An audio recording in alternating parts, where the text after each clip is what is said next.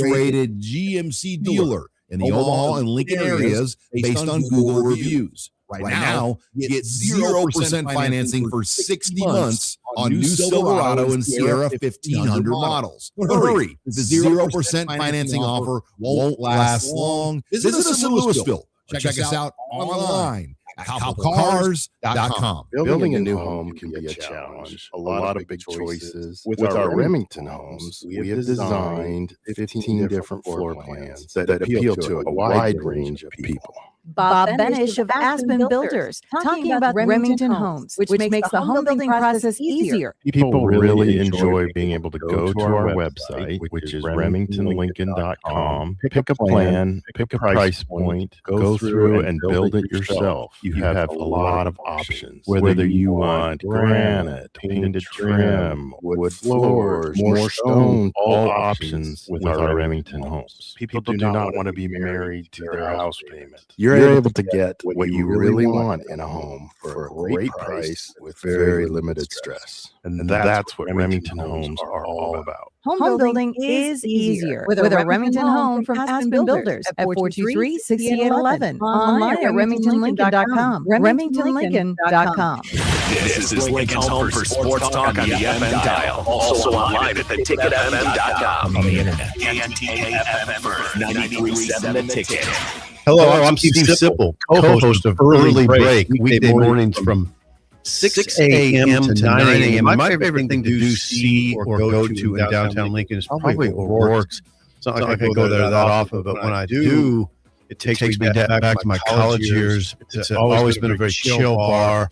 Seems like they play good music, just a good vibe in there.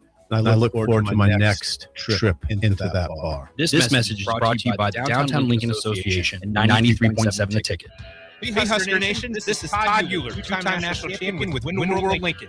Are you ready to transform your home? We offer exceptional replacement windows, doors, siding, and roofing that will elevate your home's suburban appeal and value. As a nationally known, locally owned business, we treat you like family and work tirelessly to deliver the best for less. Don't wait to give your home the upgrade it deserves. Contact Window World Lincoln today at 464-7313 or check out windowworldlincoln.com. Let's make your home the talk of the neighborhood. This summer, Salt Dogs fans are making history at Haymarket Park. We're celebrating 25 seasons of grit, grins, heart, and hometown pride. Lincoln, you built this stadium. You named this team. And season after season, it's you, the fans, that keep us coming back for more. So, let our thank you be our promise. The best is yet to come. Your local tradition plays on. Get your tickets at saltdogs.com.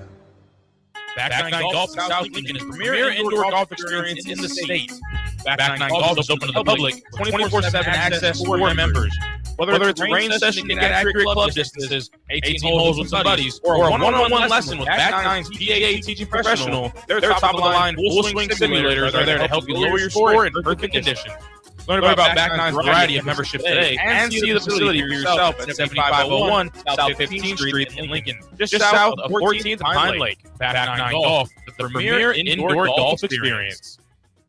Are you looking for a fresh new hangout spot? Let me tell you about Liquid Assets Sports Bar, where Mondays mean new weekly drink and food features. With 23 taps, a full lineup of cans and bottles, and 40 TVs blasting every sports package out there, you'll never worry about missing a play. Savor high-end spirits at their stylish back-shelf bar, enjoy a healthy, family-friendly menu, and catch all your favorite teams every day. Doors open daily at 11 a.m. Liquid Assets, located on 2755 Jamie Lane in South Lincoln. You started your business to build something special. Now it's time to grow and protect it. At Pinnacle Bank, our treasury management services help you do just that through smarter payment technology, account administration, and fraud protection. So no matter the size of your business, you can get the most out of your financial operations. Request your free consultation at pinbank.com/consult. Pinnacle Bank, the way banking should be. Member FDIC. Are you looking for an exciting new way to put your skills to work? Explore new career options in the fintech industry at Currency, a Sand Hills global company. We offer full-time positions in financial sales, compliance, operations, and other fields. We also offer a 4.5-day work week and an attractive benefits package and opportunities for advancement. Put your motivation to work and grow with us at Currency. Visit gocurrency.com/careers to learn more. Coming at you live from the heart of downtown Lincoln. This is Old School with Foreman and Orman. Old School with Foreman and Orman is sponsored by Graham Tire Company of Lincoln, Nebraska Football Hall of Famer Jake Foreman. Here's Floyd, drops straight back into the pocket. Rifles the passer with picked up by Foreman. He takes the big 10-5, he'll score! Foreman got it, and it's touchdown Huskers. Black shirts answer the call one more time. And Austin Orman. Hour one of Old School is sponsored by Heartland, Nebraska Windows. Old School with Foreman and Orman on 93.7 The Ticket and theticketfm.com. That's right. Welcome into Old School Wednesday edition of the show. Up and going for you. We'll be with you for the next 3 hours, taking you through the end of your workday and hopefully through your drive. Home, I'm Austin Norman. He is the Husker Hall of Famer at the NFL vet, the Grill Master Extraordinaire. It is Jay Foreman. How are you, Jay? What's happening? Everything's all good in the hood. Beautiful day to talk sports. It's always a beautiful day to talk sports. You know what, man? I'm gonna start going live on Facebook and on TikTok. I know you can't do them the same. You should charge a subscription for that because I am. We're gonna get it cracking. We're gonna get it cracking. I gotta decide. I think I might. I know either tomorrow night or next week. We're gonna be locked in. Locked in. I will answer any question within reason. Glad you added that. Yeah. As long as you don't cross a personal line, I probably could give you an answer. I like to think I've learned better than to cross the line, but sometimes I do have to throw a question out there that touches the line just to see if you'll answer it. It just seems like there's sometimes just an obvious question that you need to ask even if you can't give an answer to. And now if you were an 18, 19-year-old kid, which, I mean, you have more experience than that, some of the things these kids be doing on Instagram Live, on TikTok. Oh, it's scary. I'll be locked in the office. But yeah, some of these guys, they have no awareness, and don't understand, even though you think it's gone, it's never gone. As you've seen, even on those stupid reality shows and stuff like that, there's still shots and always somebody doing something. So they don't listen. Kids, think they know everything, and they're exposed to a lot more things than than I obviously certainly was, and you as well. But you wish there was more rounded mentorship at let's even go at the middle school level. Then obviously high school and on to college. I think that's part of the system where they kind of get these kids in there and they kind of just push them through the assembly line, and then they want them to be mature adults at 18 years old, and they probably have the maturity of like 13, 14-year-olds if you're lucky. If you're lucky. So that's what it's a biohazard of today's society, but ultimately, we shall see. But it's not just the kids. There's some adults that talk too dang much too. Pop off too much is sometimes is best not to say anything. Well, guess what? They probably did that as kids too. Yeah, and I get it. It's look, man. This you got a walking computer here on your phone. You don't have to respond to everything. Because people are going to think what they're going to think, no matter what. I mean, that's the craziest thing. I mean, there's people that never met me and be like, "Oh, I thought you were this." And I was like, "I never met you." Oh, somebody told me. Well, then they're probably have ulterior motives and stuff like that. So we shall see. Eric says, "I am the kid going live on Instagram and TikTok." Well, Eric, I can say that I've yet to download TikTok. I don't even know how long it's been around, but I've stayed off TikTok.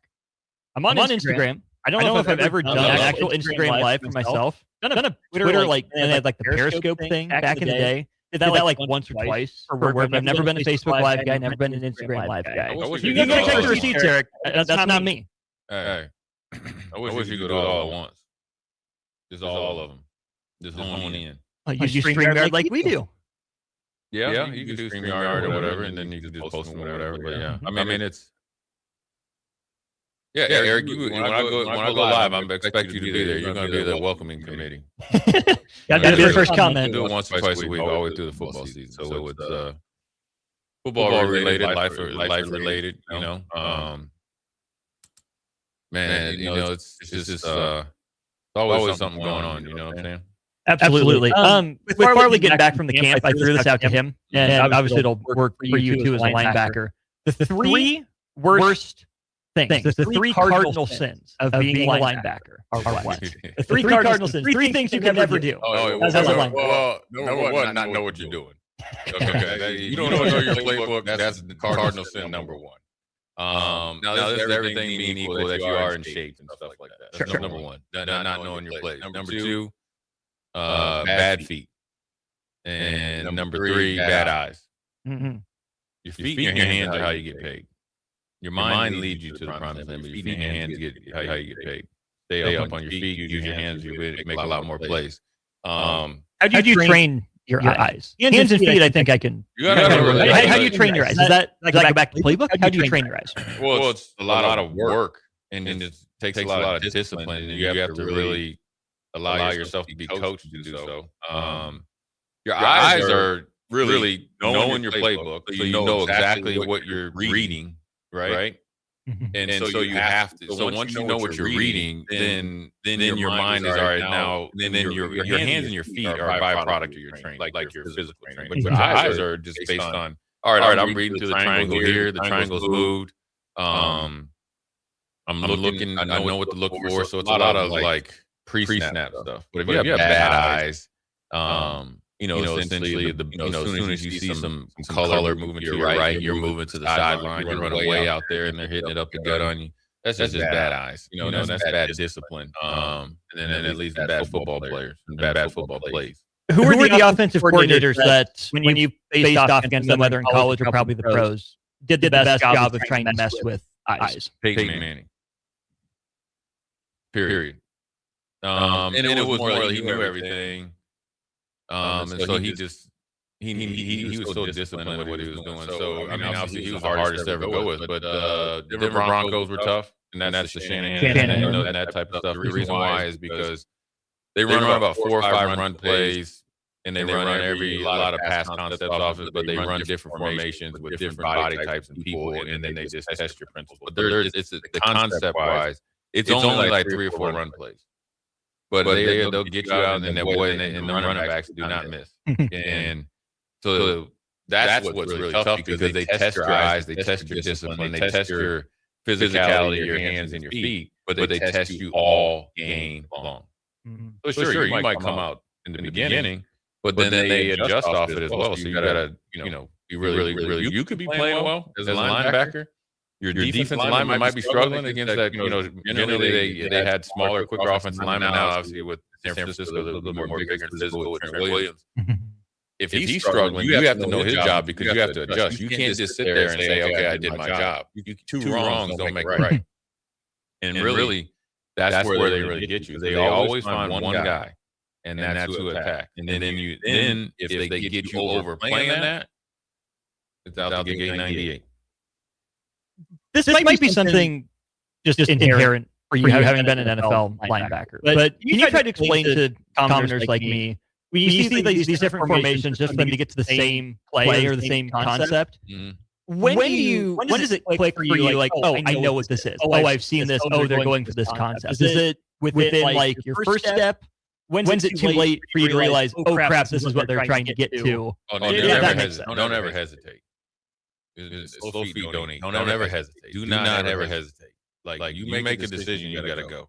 Because 9 times out of 10, if you're like, oh crap, I'm going back here, you're done. Too late. Somebody's gonna block you, or you block yourself.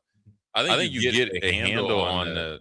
I think you by your film study, you look for a connection, right? Concept, right? You look for blocking schemes, obviously. Are you reading players at all? Yeah, you're reading players, and you're reading players, you're reading blocking schemes, you're reading tendencies. All that kind of goes into study, watching tape. And that's probably a lost art on high school kids. That's probably why a lot of them struggle when they get into college. But I'm telling you, once you get in the game and you have communication on the sidelines with your other defensive players, and you guys are all kind of, it's almost like a rhythm. Like you guys are all talking in the same rhythm. Then you go, all right, we got a good beat on it, because they're playing well, we're playing well. You're going to kind of the euphoria that we're humming today. And then after that, then you kind of always prepare for adjustments because you already have a good take on what they're doing. So you see the teams like San Francisco, right?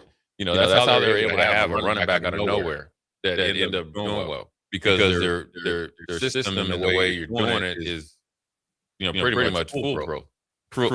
Excuse me. But when you find teams that do a good job against them, setting the edge, they don't get double leverage, out leverage on the edge. That means when Juszczyk comes out there, not only George Kittle kind of has you in a stalemate, that means an even block. Juszczyk is getting outside of you, so that is a soft edge. But once you kind of can condense the formation against them, you see teams who do generally pretty well against their running game, but it's not a lot. Well, and it's hard to get to that point because it takes, I'm sure, years and years of coaching against it, and heck of side of athletes. Right. And they're the one team, or one of the few teams. I'll say Detroit's another one, and there's probably some more that can beat you running the ball in the NFL. Generally, the NFL's explosive plays. That's how you get beat. You know what I'm saying? Giving up whereas in college, it's the opposite. Yeah. Because you got to be able to stop and run. You got to be able to run the ball. They're one of the few teams. Now you have Christian McCaffrey. Obviously, they have Gibbs and Montgomery, or had Montgomery up there in Detroit. And Detroit's run game is different because that's a physicality deep. How much you want to really jump in the cold end of the deep end of the water and fight, right? Yeah.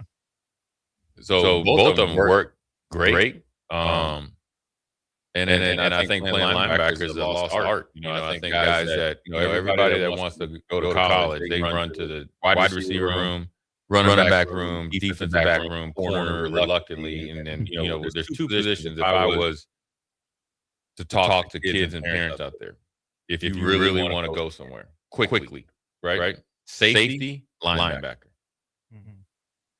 Period. And if you're not a washed up wannabe power forward, you're not going to be a tight end. Period. That's just honest. These guys are too big now. So you're the 6'1", 6'2" tight end, unless you're a dude like Brock Bowers or something like that, where you're a stupid athlete. It's not happening. These dudes are coming out there like Baby Gronk. Like, remember Vogelek and all that? All them dudes, right? Austin Allen, like basketball dudes. These guys are basketball players. So if you really want to go to have your school paid for, those are two positions that I would be pushing kids towards. Don't play point guard. Don't play shooting guard. Play safety, middle line. Safety, middle line. And linebacker is easier to play because you don't have to be as big as I was. And then you had to be fast and you had to be quick at that weight. I was 240 something. These guys are like, hey, little pipsqueak, man. They're tiny. You know what I mean? Well, Shavers and Foster, for example, for Nebraska, they're not your size. Right. And so, they're guys that are coming out of high school that are ranked up high, like Austin Merritt. I think he's like 205, 200 pounds. You don't have to be like so big coming out of high school that you can't play that position. So if you get some good weight on you and you learn how to play, you can go to Division I easily. Farley and I were talking a little bit about this last hour in Bach in the Black Shirt. The setup for Nebraska, the linebackers and the secondary. Obviously, the two linebackers, right, went through the whole list of names with Chambliss, with Foster, with Shavers, with Merritt, with Jones, with Hawthorne, maybe Woodbury factors in. Reynolds coming to campus. There's a bunch of names and so many others. But then that nickel position, right? If you guys listed as linebackers, but we've talked about it a lot here, the run responsibilities for that nickel player. Jameer Khan is an interesting name. Yeah. He's got to have some linebacker traits to him. Does Donnie Jones get a look in there? Who else is playing that nickel position? It's not a linebacker, but it kind of has to be sometimes. Yeah, I think if you're, you want to, I'll just say if I was a defensive coordinator, right? And I'm sure that they've approached this. This is what the offseason they've done. you want to be able to have your nickel unit, and you want to have big nickels, so that you would have 3 linebackers. So you have Dawson Barrett, and I guess like Shavers in a pinch that you can have him be that third linebacker, play that nickel quote unquote position, right? So against a run team, you don't necessarily have to just change everything. You expect your linebackers to be able to know the nickel position because it is technically a linebacker position. So you should know all 3 positions anyways. Because if I was a middle linebacker, right, and let's just say, I am to the open side, that means the slot side. And the slot moves. So that means I'm on the back side. I have to know the original weak side linebacker's position, right?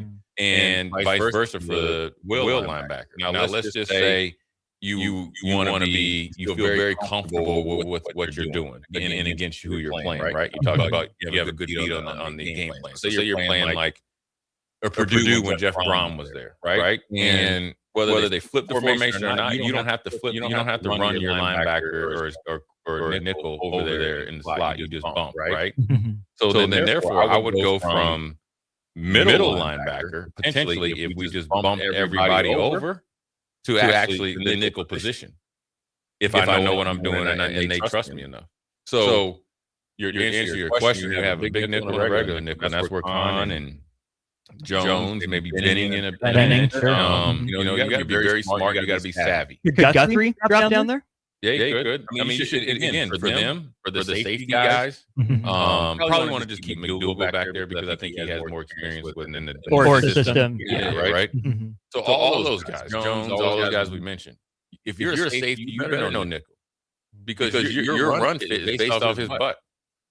Wherever he's, whatever he's doing, that's where you got to feel. We saw that in the Indiana game 2 years ago up there, where everybody was mad at Isaac Gifford. Well, they didn't set the edge. The edge guy went inside. Well, then therefore that gave the running back essentially a free reign, a 20-yard run with 20 yards of space. There's nobody that's going to make that tackle. Well, Ed Reed might. Yes. So there's guys that can make the tackle. What you're doing is you're hanging your teammate out to dry. Sure. Right? You're hung out to dry. No win situation. Now, you'd like to see him make it, drag him down or whatever, but they end up scoring. And that's when the game starts to avalanche out of control. So everybody should know everybody's position. The safety should know exactly what the defensive linemen are doing as well. That's when you will have a good defense, let alone a good linebacker room. I know exactly what the defensive line is doing. I know exactly what the nickel is doing. I know exactly what all linebackers are doing. And I know exactly what all the defensive backs are doing. If you're only focusing on your job, you will not be good.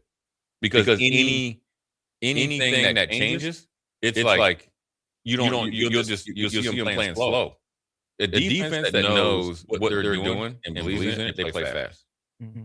They communicate like heck. They have silent communication. They're very loud and boisterous because they're controlling the game. They're orchestrating the game, and you have to be invested to do that. I talk about watching tape. I talk to some of the kids that I mentor and train about it. None of these kids know how to watch tape because I will tell you because they're probably not forced to because they're there and they're like here. These are like the plays, and everybody just plays a percentage. Now, I can't talk for Matt Rule and them. I think a lot of those guys depended too much on that in a couple previous staff. And that's why where you saw really good, like first half, and then you saw like what happened at halftime. That's when this whole adjustment thing came about halftime adjustments. And people were talking about, get on the radio, talk about halftime adjustments. Do you know how much little time you have at halftime? You said you got time for a couple orange slices. Yeah. I'd go in there, take a leak, water up a couple orange slices. Yeah, that's the play. That's what they're running. I would say this is what I think they're doing. This is what I'm feeling out there. Defensive line would say the same. DBs do their thing. We come together. Kuma and Matata, let's go do it. Seriously. Now, there was things that we put in. Now, one of the best adjustments that I ever was a part of here at Nebraska was Charlie McBride when we played Oklahoma State one year, where they came in and they were coming in with like overload, like offensive line. And we only had 4 defensive linemen, and they were lining up like 7, 8 offensive linemen. Well, then he put another defensive line in there. He had to take a DB out there, but we did that on the sideline. Was it 5-2 bear? We played 62 stack monster. Even better. Even better. I wasn't Tom Cruise, but I was in there. That's exactly what we did. And that was on the sideline. Not at halftime. So I mean, it's all about kind of what you do. But right now, what is the day today? July 8th. Okay, so you less than 2 months. Okay, so we got 2 minutes. Football players. All right. I don't know where you're at right now. 3:23 in the afternoon. If I were you, this is just if it was me. This is when I would be training. Right now, I would be trying to make yourself. And if you're already trained, get out there and do it again. Right. Reason why. This will make you mentally tougher moving forward. But my biggest message is this: you're less than a month away. So let me just break down how you're actually not even. You're actually 2 weeks away. Okay, it's Wednesday, right? Which means it's Friday. So which essentially this week is over. Okay, the weekend is gone. So that's 4 more days. So the Monday is July 13th. All right. So that's when you really got to get going. If you haven't already. Well, you better already been going. But if you have a July 4th hangover from Saturday to now, you're just kind of just waking up. This week is gone. You're just kind of playing catch up. So you let Saturday boil into this week. So you got 2 weeks left. 13th to the 20th, 20th to the 27th. All right. That last week, everybody's kind of just still maintenance and chilling. And those days go by fast. I always tell people this right now. In the summer, right now. The days are short, the nights are long. That's something from Game of Thrones. Winter is coming. Football is coming. Here's what it means. The days are short, right? Because you're doing stuff and it seems like it's real short. But if you're not doing what you're supposed to do, the nights are long. Why? Your night starts at like 4 or 5 o'clock in the afternoon, hanging out with your friends, and then you do it all the way to midnight. And then or 1 or 2 o'clock. That's a long night. Yeah. Right? Then you're up, slugging around, sleeping in. 10 o'clock, you go 10 to 6 or 10 to 4. That's only 6 hours. That's a short day. Because when you get over there in 2 days, them are some long days. Right? So the days are short, nights are long. And so, for these players out there, whether you're college or high school or college, the clock is ticking. So all that woofing you were doing, all that talking, all that Twitter stuff you were doing, all the stuff I'm coming. This is what I'm doing this year. Yeah, I'm hitting. I'm when you're with no pads, guy breaking. I'm gonna let you. Well, we about to see. We about to see. And I'm telling you right now, this is when the rubber meets the road. There's nothing like the pressure of having to perform. I'd rather it to where you have to go all in. Now, I was probably like I know I was blessed, right? I definitely was spoiled playing at Nebraska, without a doubt, when I did. That's why our mindset is so different than everybody else. Because I knew, without a doubt, when it was pressure time, I knew exactly who I could depend on there. There was not a guy in that huddle that I couldn't depend on. Mm-hmm. And that wasn't as invested as I was. You know what I'm saying? Mm-hmm. So when the bigger the pressure, the better. So that's why we want, let's play. Let's go. I want to be like, when we played, I would rather play 12 hard games. I don't want to play Pacific. I don't want playing. Practice, get my head beat in all week and we'll get 10 plays. I'll never forget that, man. We played. Hey, man, I was so mad one time. I got my car with my dad. I was like, man, we probably had 500 plays in practice. Fine, because Coach Osborne going to get them plays in. Without a doubt. We getting them plays in. Yep. No matter if we're playing Miami or Florida or Tennessee or Pacific, we getting them plays in. And then we got out there, man, I think I played like 10 plays. 10. We were beating them so bad. Whereas, so I'd rather the bigger games were like, all right, now we can really, get it on a little bit, So yeah, for these guys, there's some sphincter muscles that are a little tight right now. Because when you get, I've played with guys like this that have squandered opportunities because then they get to the defense mode, like, all right, well, I haven't done enough. Then you worry. Then you're kind of like in this pause mode, and then you like revolt and just think, all right, I'll just figure it out on the spot, and then try to get in your shape. And then the problem is, if you come in and you're not at the top of your game, that means you have to really be diligent how you can make up time during training camp. There is a sneaky trick that you can do it. I never had to do it, but I know, like, if you sneak extra workouts in and all that other stuff, you can kind of catch up. But there's some guys that probably Twinkies have been twinking. too much. So I do enjoy a good Twinkie, but you like Twinkies? They're okay. They're fine. I'll have them from time to time. They're not my favorite of that Hostess them snack varietal, but them 2 donut sticks. Oh yeah, they're a problem. I should have never seen that thing with Nick Saban where he man, I've been on those things, man. They're good. Oatmeal cream pie. Oh, yes. Glycogen levels all through the roof. Zebra cakes, the little the cupcakes, the chocolate frosting layer on top. There's got to be something in there. There got to be like cocaine in there. What do you think the white filling is, Jay? They got you hooked, man. I mean, it's like an old school potato chip, man. Right?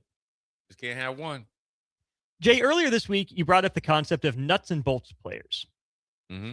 Let's go through that for Nebraska football. We'll start with the defense because, obviously, we'll hit the offense coming up at 4 o'clock. Evan Blandy of the Omaha World Herald will join us at 4:30, and then a full hour 3 of the show coming up at 5. He's Jay Foreman. I'm Austin Norman. Husker football nuts and bolts players after this.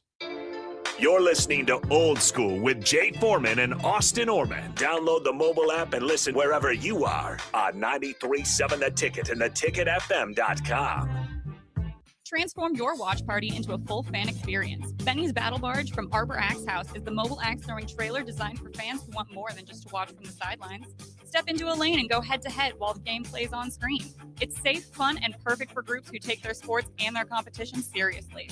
Upgrade your fan headquarters today. Charter the barge at arboraxe.com or call 402-802-9696. Arbor Axe House at the corner of N Street and Antelope Valley. Back Nine Golf in South Lincoln is the premier indoor golf experience in the state. Back Nine Golf is open to the public with 24/7 access for members. Whether it's a range session to get accurate club distances, 18 holes with some buddies, or a one-on-one lesson with Back Nine's PGA teaching professional, their top-of-the-line full-swing simulators are there to help you lower your score in perfect conditions.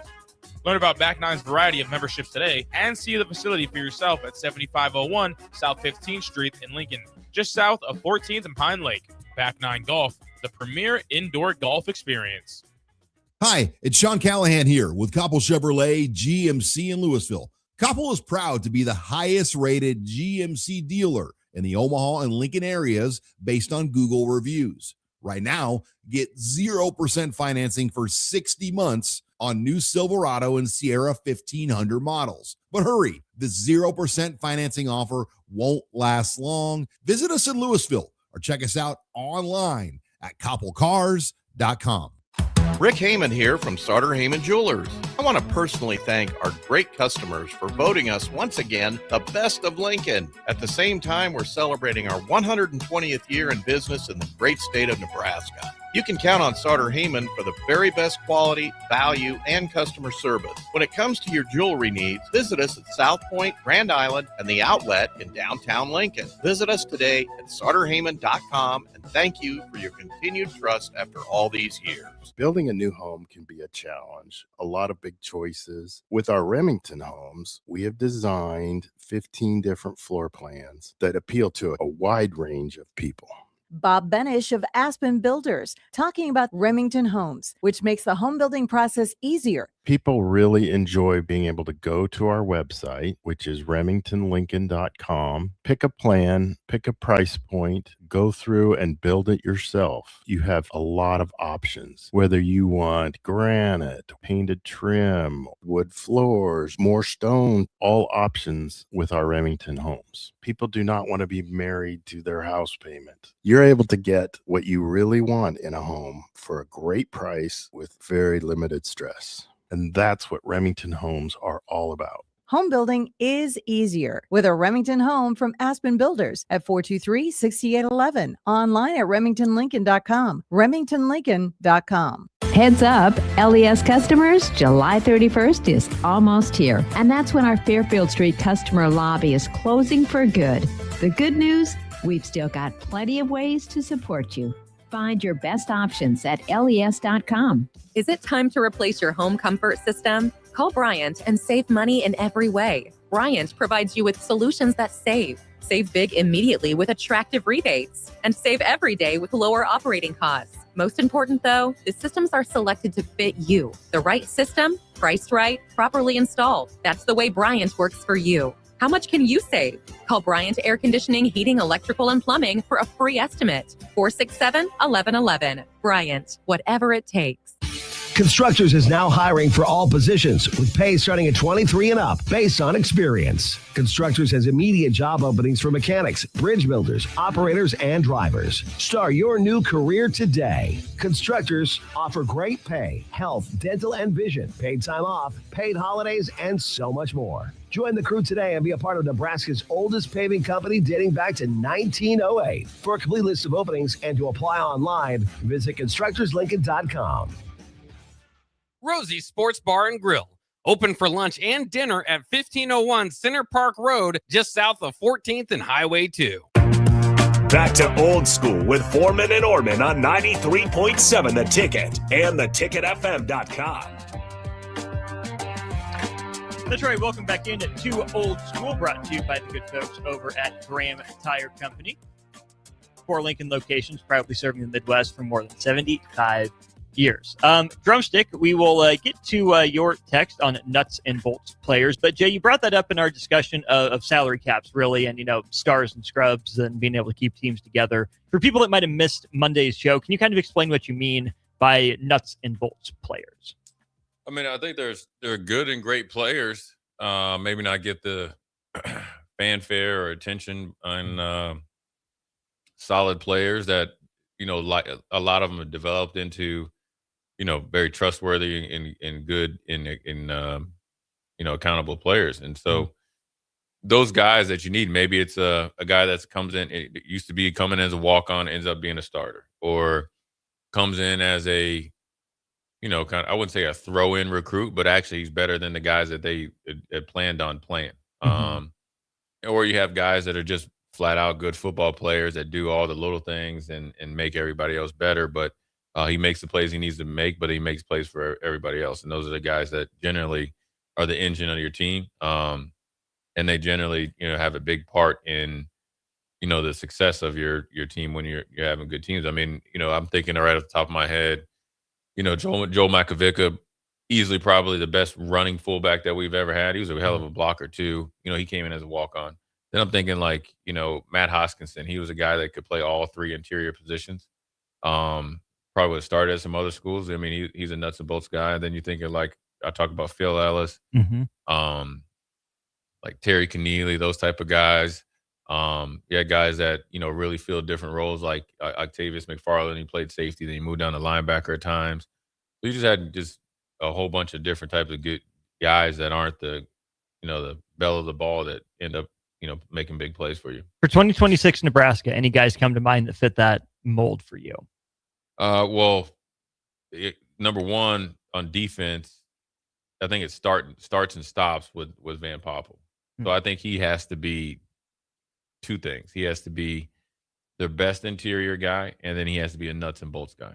And nuts and bolts guy also is phenomenal with his fundamentals and foundation of what it takes to play that position. So being a nuts and bolts guy will allow him to play up to his potential. So he comes to mind. It could be Jones, from UCLA. The reason why I say him is just because, he has a little bit more size, so he can play obviously on the end, and then he can probably kick down if they need him to. And like I say, all defensive end pass rush, but he can play both sides. And so he's going to be a nuts and bolts guy. He probably might not start, but he's going to be a guy that has to play big. Definitely the offensive line. And then let's stick on defense. My bad. We'll do offensive defense. Linebacker, nuts and bolts guy, I'd probably say. I'll say Foster, because he's probably the only true Mike they have. Okay. Middle linebacker. And that's a nuts and bolts. You got to know the defense. You got to set the defense. You got to make plays. You got to be physical. And then you're going to have to take on a lot of blocks and stuff for other guys to get a little bit of the credit. So definitely him at the second level. And then in the DBs, I'd probably say one of those like nickels that we talked about. Maybe he's a safety one game, maybe he's a nickel the other. So you're thinking like, Guthrie, Khan, maybe Benning. What's old boy, the number from Georgia, is it Bright? Number 12. Oh, well, there's Jameer Khan and there's Justin Rhett. Him, those guys got to be your nuts and bolts guys. Let me throw accountable, consistent. Nuts and bolts guys are the guys that play good every game. Every game. Worst days an 85. Yes, but every game he's making plays. Every day that he's at practice, he's practicing like a pro and performing like a pro. Those are nuts and bolts guys. Some other ones that came to mind for me, and the way that I approach this might be a little different than you. This is my interpretation of it. Either upperclassmen that might be quote unquote post hype, maybe missed their chance at stardom, early entry into the NFL draft. Maybe fans would say, or they really living up to their promise, but they still develop into a most downs kind of player, not going to kill you when they're on the field.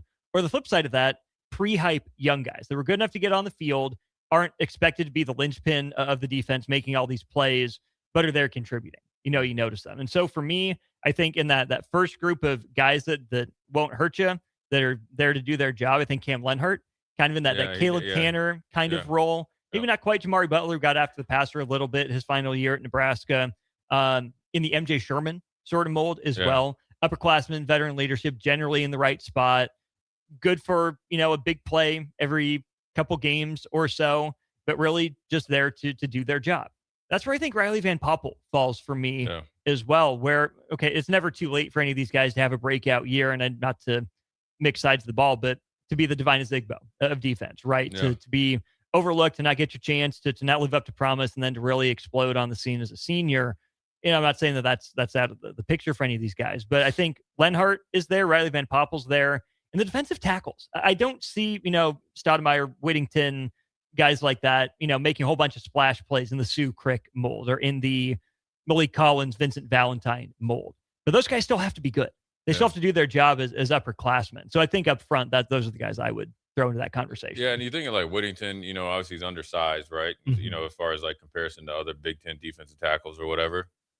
So where he's got to be a nuts and bolts guy, if they put him in a special package, obviously on third down or like situations where there's one tight end, 11 personnel or whatever you want to call it, he has to really, really, perform well. That means when they're running games or when he's getting, chance he's getting a, one-on-one block, he's got to defeat those blocks and then obviously make plays or be a factor in those plays. And it might, one game, a team might major in whatever package that he's, supposed to be a star in. And then there's another game, like when you play in Iowa, maybe not so much. But even if your plays are cut, you still have to be a nuts and bolts guy when you're playing regular defense. It can't just be, all-time pass rusher. So, and can you find a way to be successful even when, the package isn't in your favor necessarily? Yeah. I mean, heck, I had to play in that dang bubble defense. You love that bubble defense. It was all right. It helped. I didn't like it when I first started playing. I did not like it when I first started playing. But I think when I became accustomed to it and embraced it, it helped me when I got to the NFL. The linebacker that came to mind for me for nuts and bolts, I really like your Foster pick and explanation.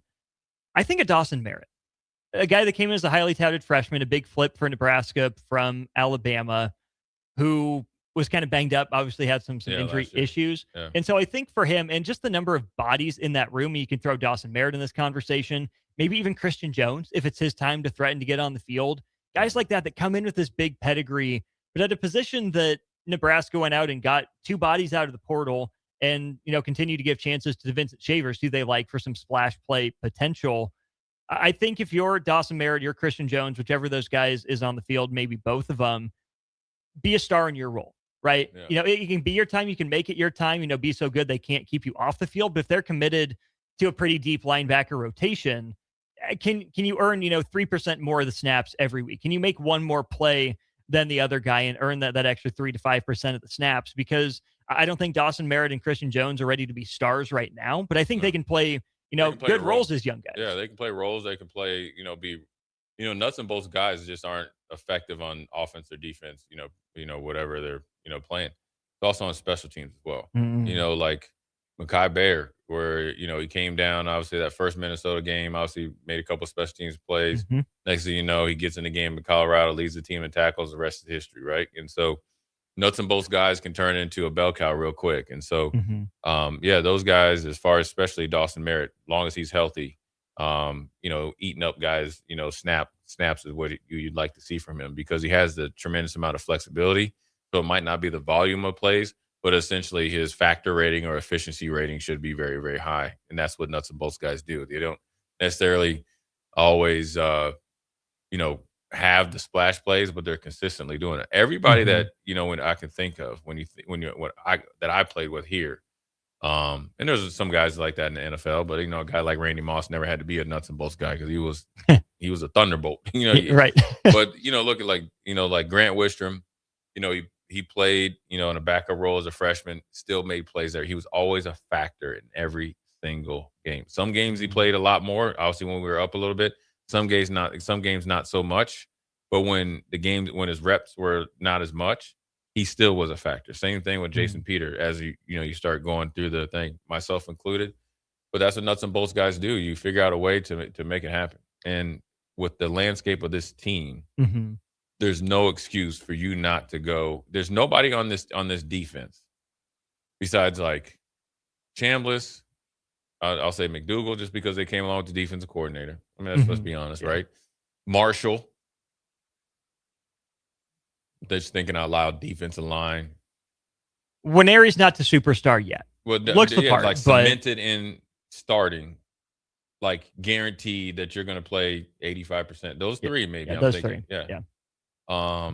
If I'm missing right, because everything like Guthrie. Petchock's not there. Guthrie's not there. Yeah, Guthrie spots up. You got to think probably Linhart maybe is the closest because of leadership. So him. Yeah. I guess you could throw Van Poppel in there, but they're probably still waiting to see him. So maybe 4 or 5 guys. Four.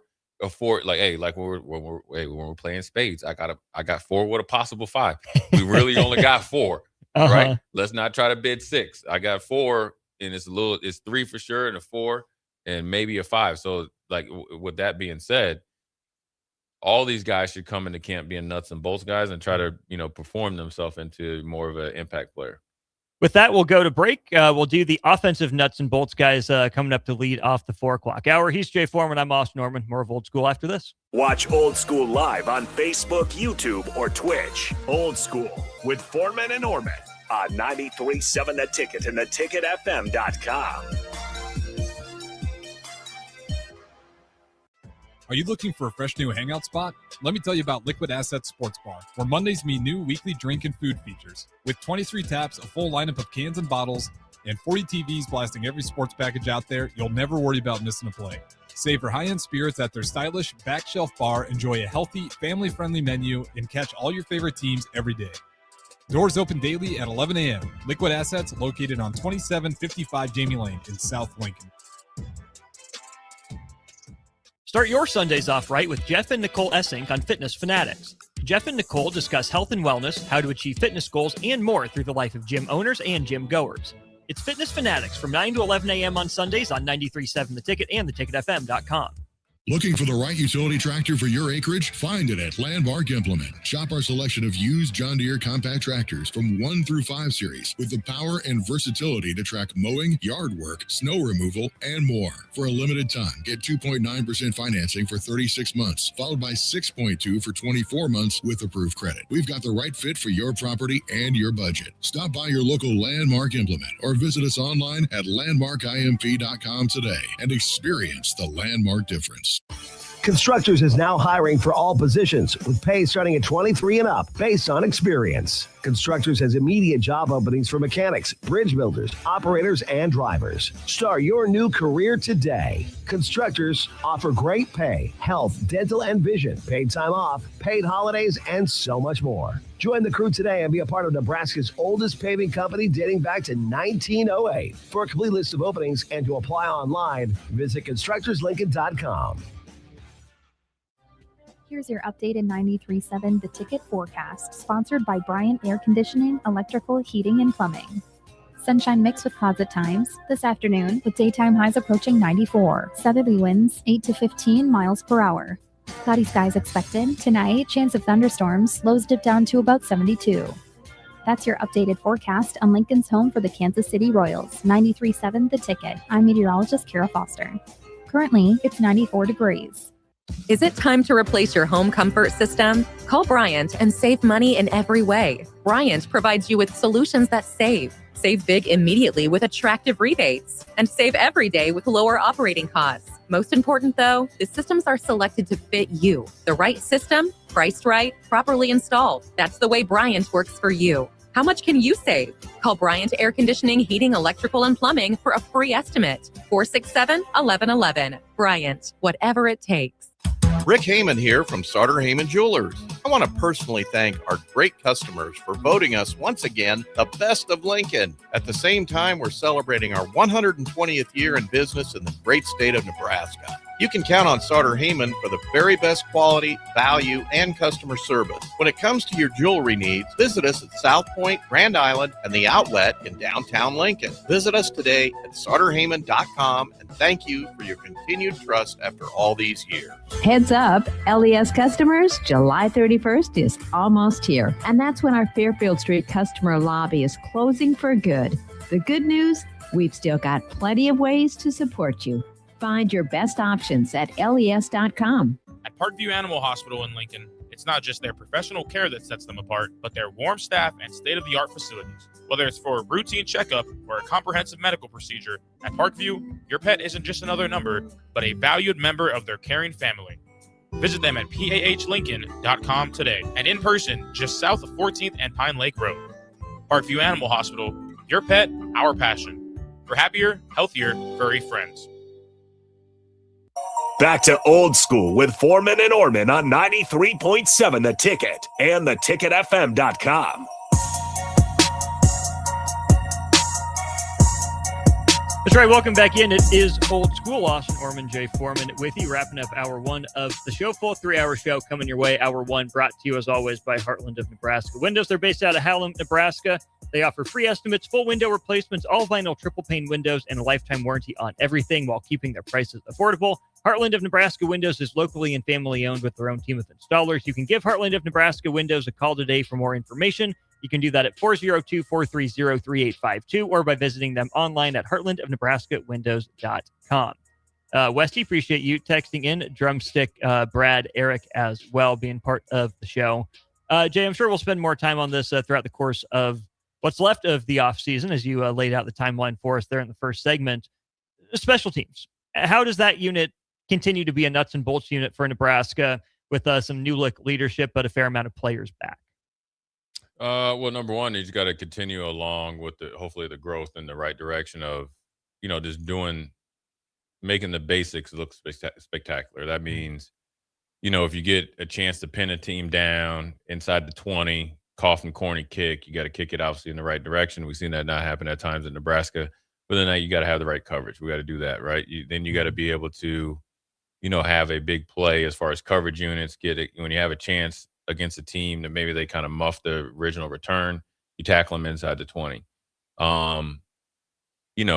Make the extra points, make the more than makeable field goals.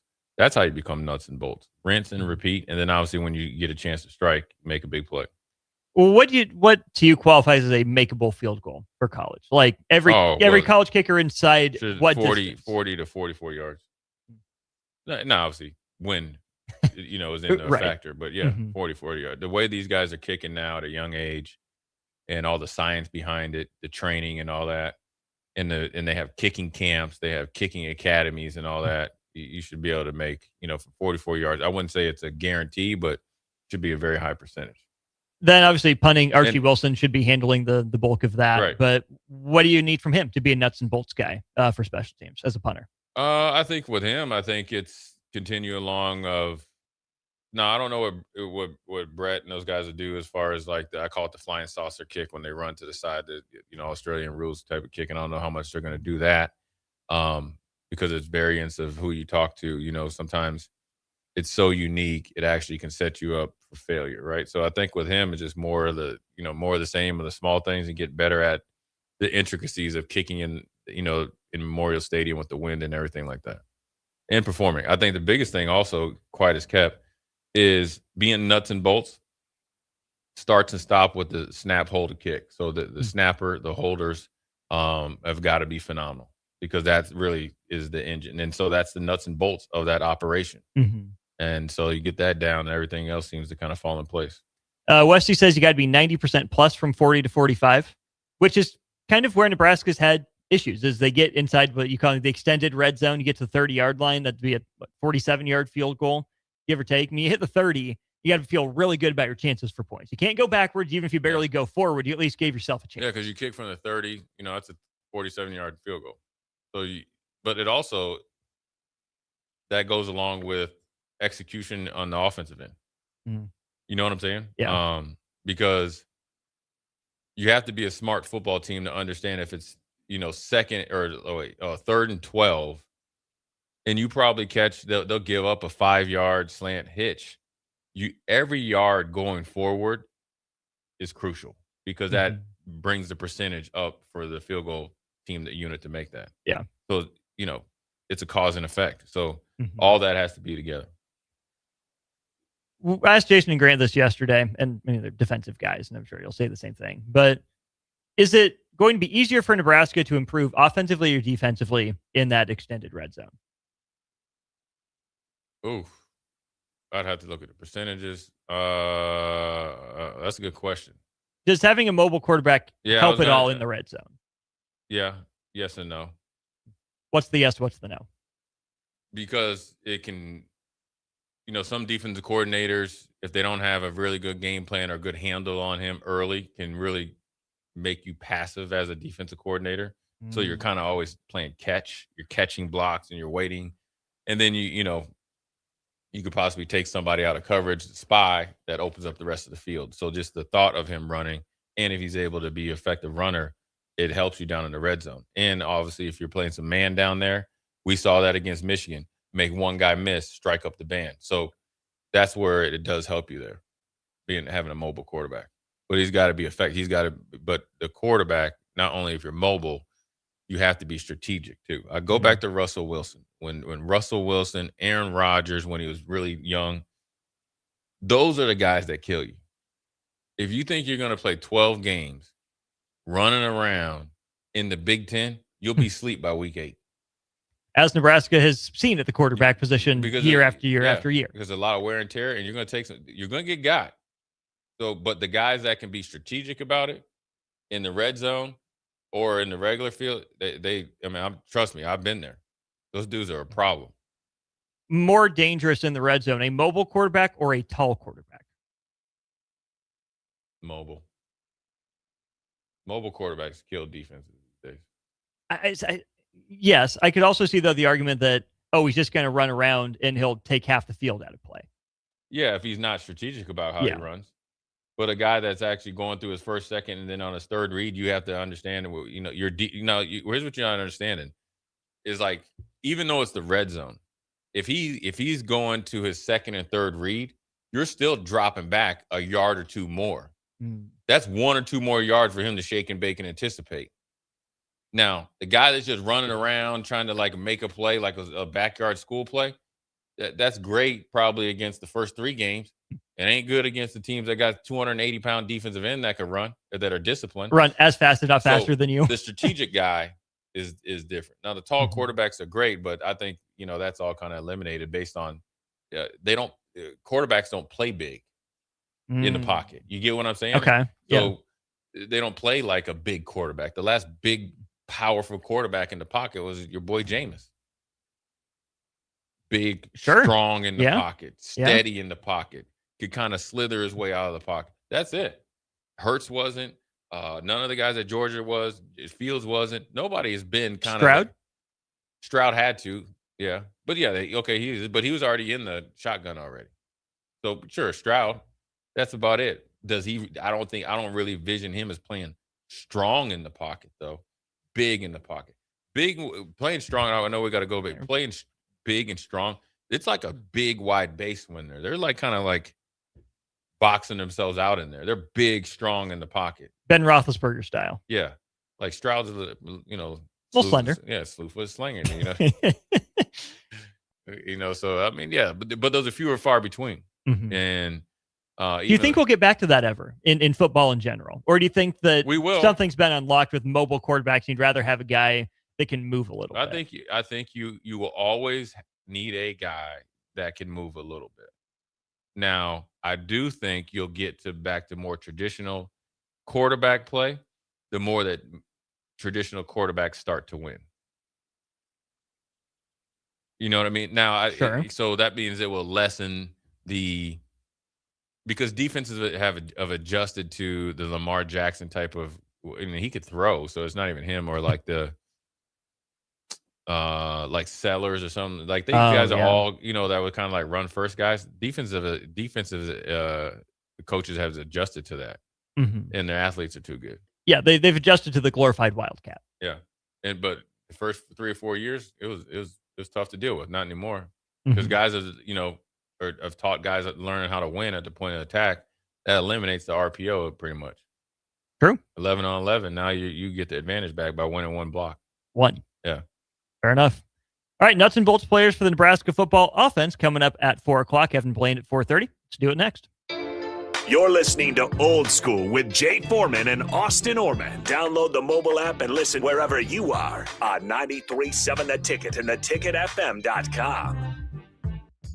Hi, I'm Kendall Warnock, owner of A1 Automotive. When it comes to your vehicle, trust matters. At A1 Automotive, we believe in honest inspections, clear communication, and quality repairs done the first time. Whether you drive a BMW, Audi, Volkswagen, Ford, Chevy, Toyota, Porsche, our team is committed to keeping you safe on the road. A1 Automotive, where integrity drives everything we do. Please visit us at 5110 State Hill Drive or give us a call, 402-267-4660. Always honest answers.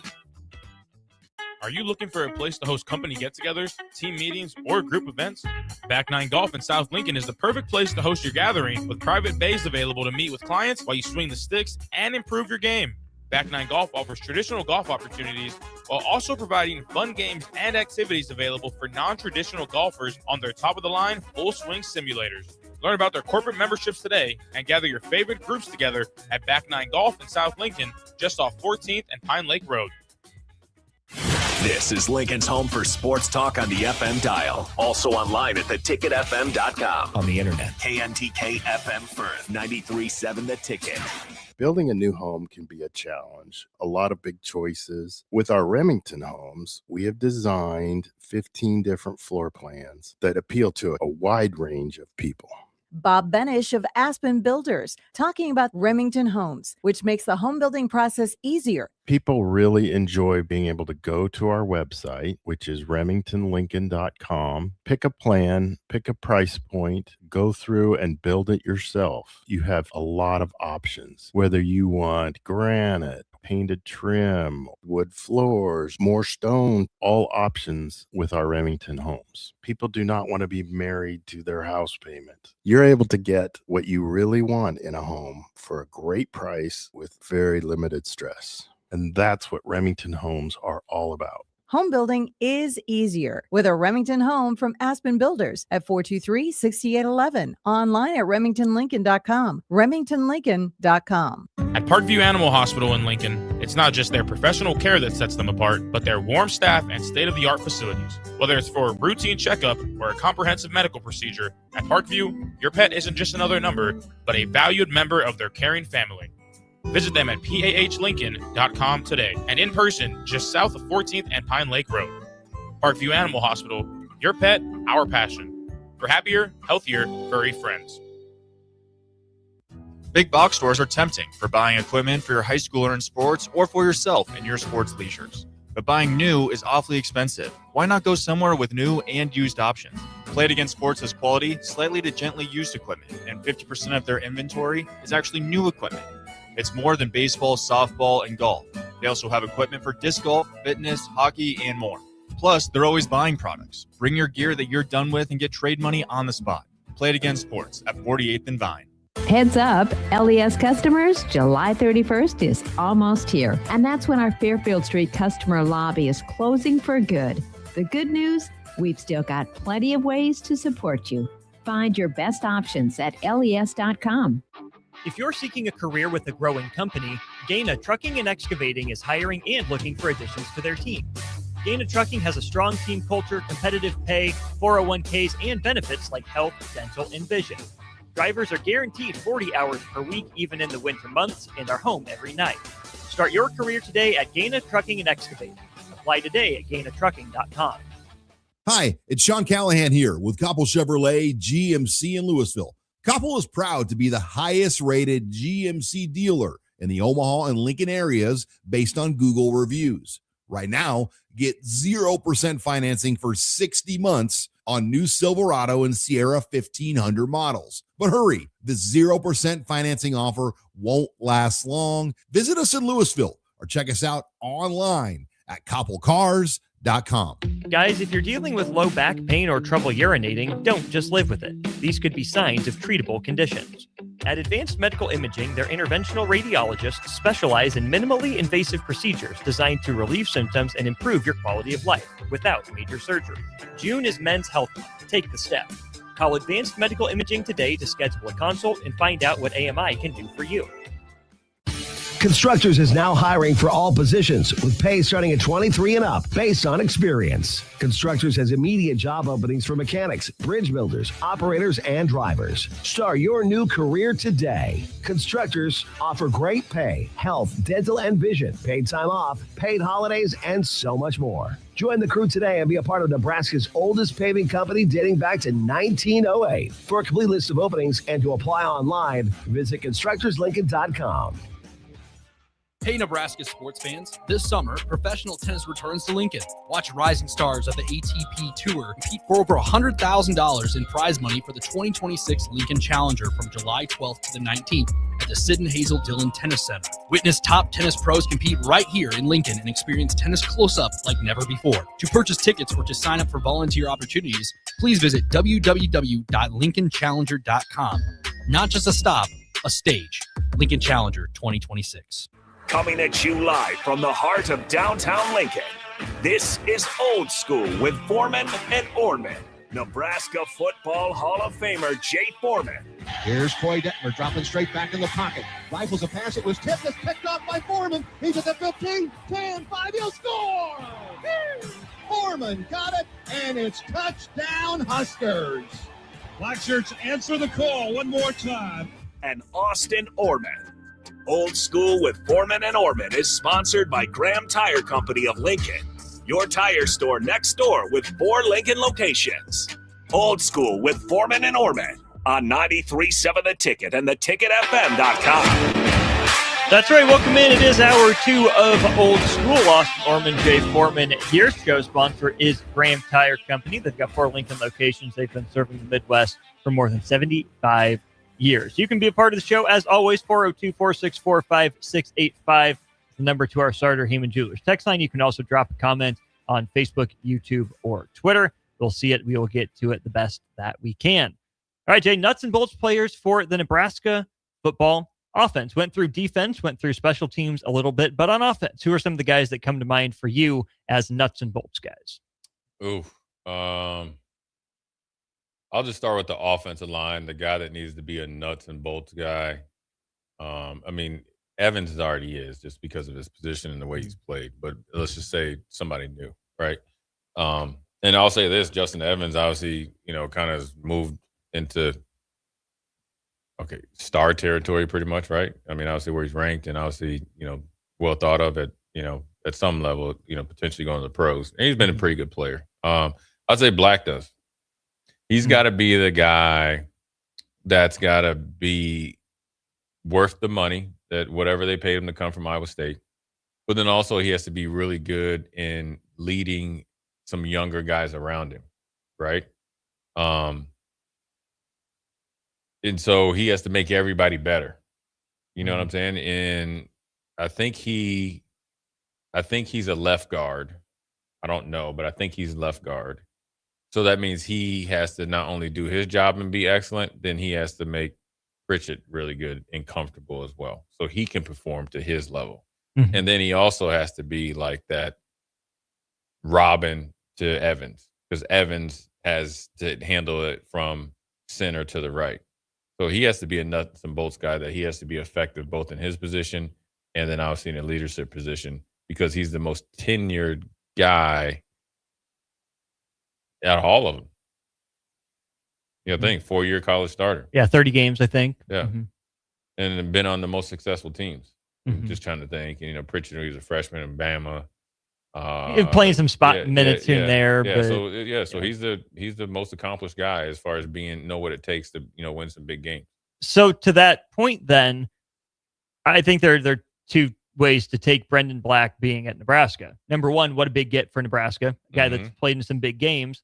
On the other hand, did he leave his head coach or did his head coach leave him? You know, maybe that's not a Matt Campbell decision, but the offensive line coach, Ryan Clanton, followed Matt Campbell from Ames to Happy Valley. Yeah. And not that really matters, but I think it's interesting. Either Nebraska got a really good get, did a great job of convincing him to come to Lincoln and be a part, and credit G. Wade and whoever else were his lead recruiters on that. Or maybe Matt Campbell saying, hey, this guy's not ready for the Big Ten. Or Ryan Clanton saying that. And again, I don't know what it is. I'm not trying to disparage the young man, but it's just interesting that a guy that's played that much on those good teams wouldn't be a guy to make the leap to Happy Valley with his head coach and position coach. Yeah, you never know what the dynamics are in that situation. Maybe he liked being, you know, look, he played at Iowa State, not that far from here, right? So it's what, 2 and some change? Something like that, yeah. From here. Just ask Fred. Yeah, I know, right? But and you never know, you know, if his girlfriend is, maybe she's from Nebraska and obviously went to Iowa State or whatever. She, you know, kind of like maybe, you know, that kind of weighs into it. And then maybe like Nebraska identified him as a, you know, a guy that they need and want right away. Mm-hmm. And, you know, he just maybe wanted to change. These kids are like real finicky. Sometimes they just like bump it. All right, man, I'm good here. I'll go to Nebraska. It'd be great. I'll try it out. You know what I'm saying? You know, they want to have more notches on their belt. They'll go to 5 colleges if they could in 5 for 5. So, you know, I think Nebraska identified him. They obviously recruited him. And the money was right. So I think, you know, I don't think it's an indictment on him or like Penn State didn't want him or like Matt Campbell didn't want him or anything like that. It just more or less, I think the situation sometimes you can't bring everybody. And, you know, what's funny is, you know, sometimes when coaches get hired, they can bring whoever you want. And then sometimes they're like, you can only bring a little and the coaches got to get there and see what they already have on the roster. A lot of it's financially. Those contracts are the contracts that are there. So you just never know what the dynamics were, you know, behind the scenes. Let's just keep going through position by position. I think let's go to quarterback next. What does nuts and bolts look like from a quarterback perspective? Does the starter have to be a nuts and bolts guy? Is it the backup? Is it the scout team guy? What does nuts and bolts mean for the quarterback The best position? thing for Calanger and the best thing for Nebraska is to embody more of a nuts and bolts type of mindset. Make the simple plays, keep the chain moving, score points, go to the sideline, rinse and repeat. That's got to be their mentality. The longer that they can be on the field, the better the defense is. The more efficient that they are offensively, the better they are. The more efficient that he is, the better he is, the more accolades he gets, so forth and so on. He'll make his big plays, but moving the chains, and being able to drive the football more than one time a game is, you know what I mean? Like, until you're down 3 scores and they're, you know, right, just but I'm letting you talking do about it. When I'm put talking fake game pressure on but them. that's how you close teams out. That's how you put the dagger in the heart, is being able to drive first downs, kill momentum, extend momentum, and put teams to sleep. So that's what you needed out of him. And the second one would probably be Daniel Kalen or Latif, like kind of be like that assistant coach, eyes on the sideline, eyes in the field as well, another set of eyes. To your point on, you know, drives extending them, offensive efficiency, Farley and I were talking about this. We got a question from someone. Do you think Nebraska can have a 3,000-yard passer this year? Again, presumptively Calandria. And Nebraska hasn't had, you know, a whole bunch of guys throw for 3,000 yards. It's happened at Nebraska. But my biggest thing, Jay, and this can go into some of the other positions as well, nuts and bolts, do your job, et cetera. I don't know if it's a talent issue necessarily for Nebraska. This is a volume and opportunity issue. I mean, how many years? 3,000 yards? Yeah. Or a 1,000-yard receiver, or a 1,000-yard running back. Emmett Johnson got there by volume, yes, but also because he was plenty talented to get there. But think about how many years we've said, "Oh, we want to see this guy get the ball. We want to see this guy get snaps. Him on the field. He needs to be a 30 catch a year guy. He's got to have 600 yards, whatever it is."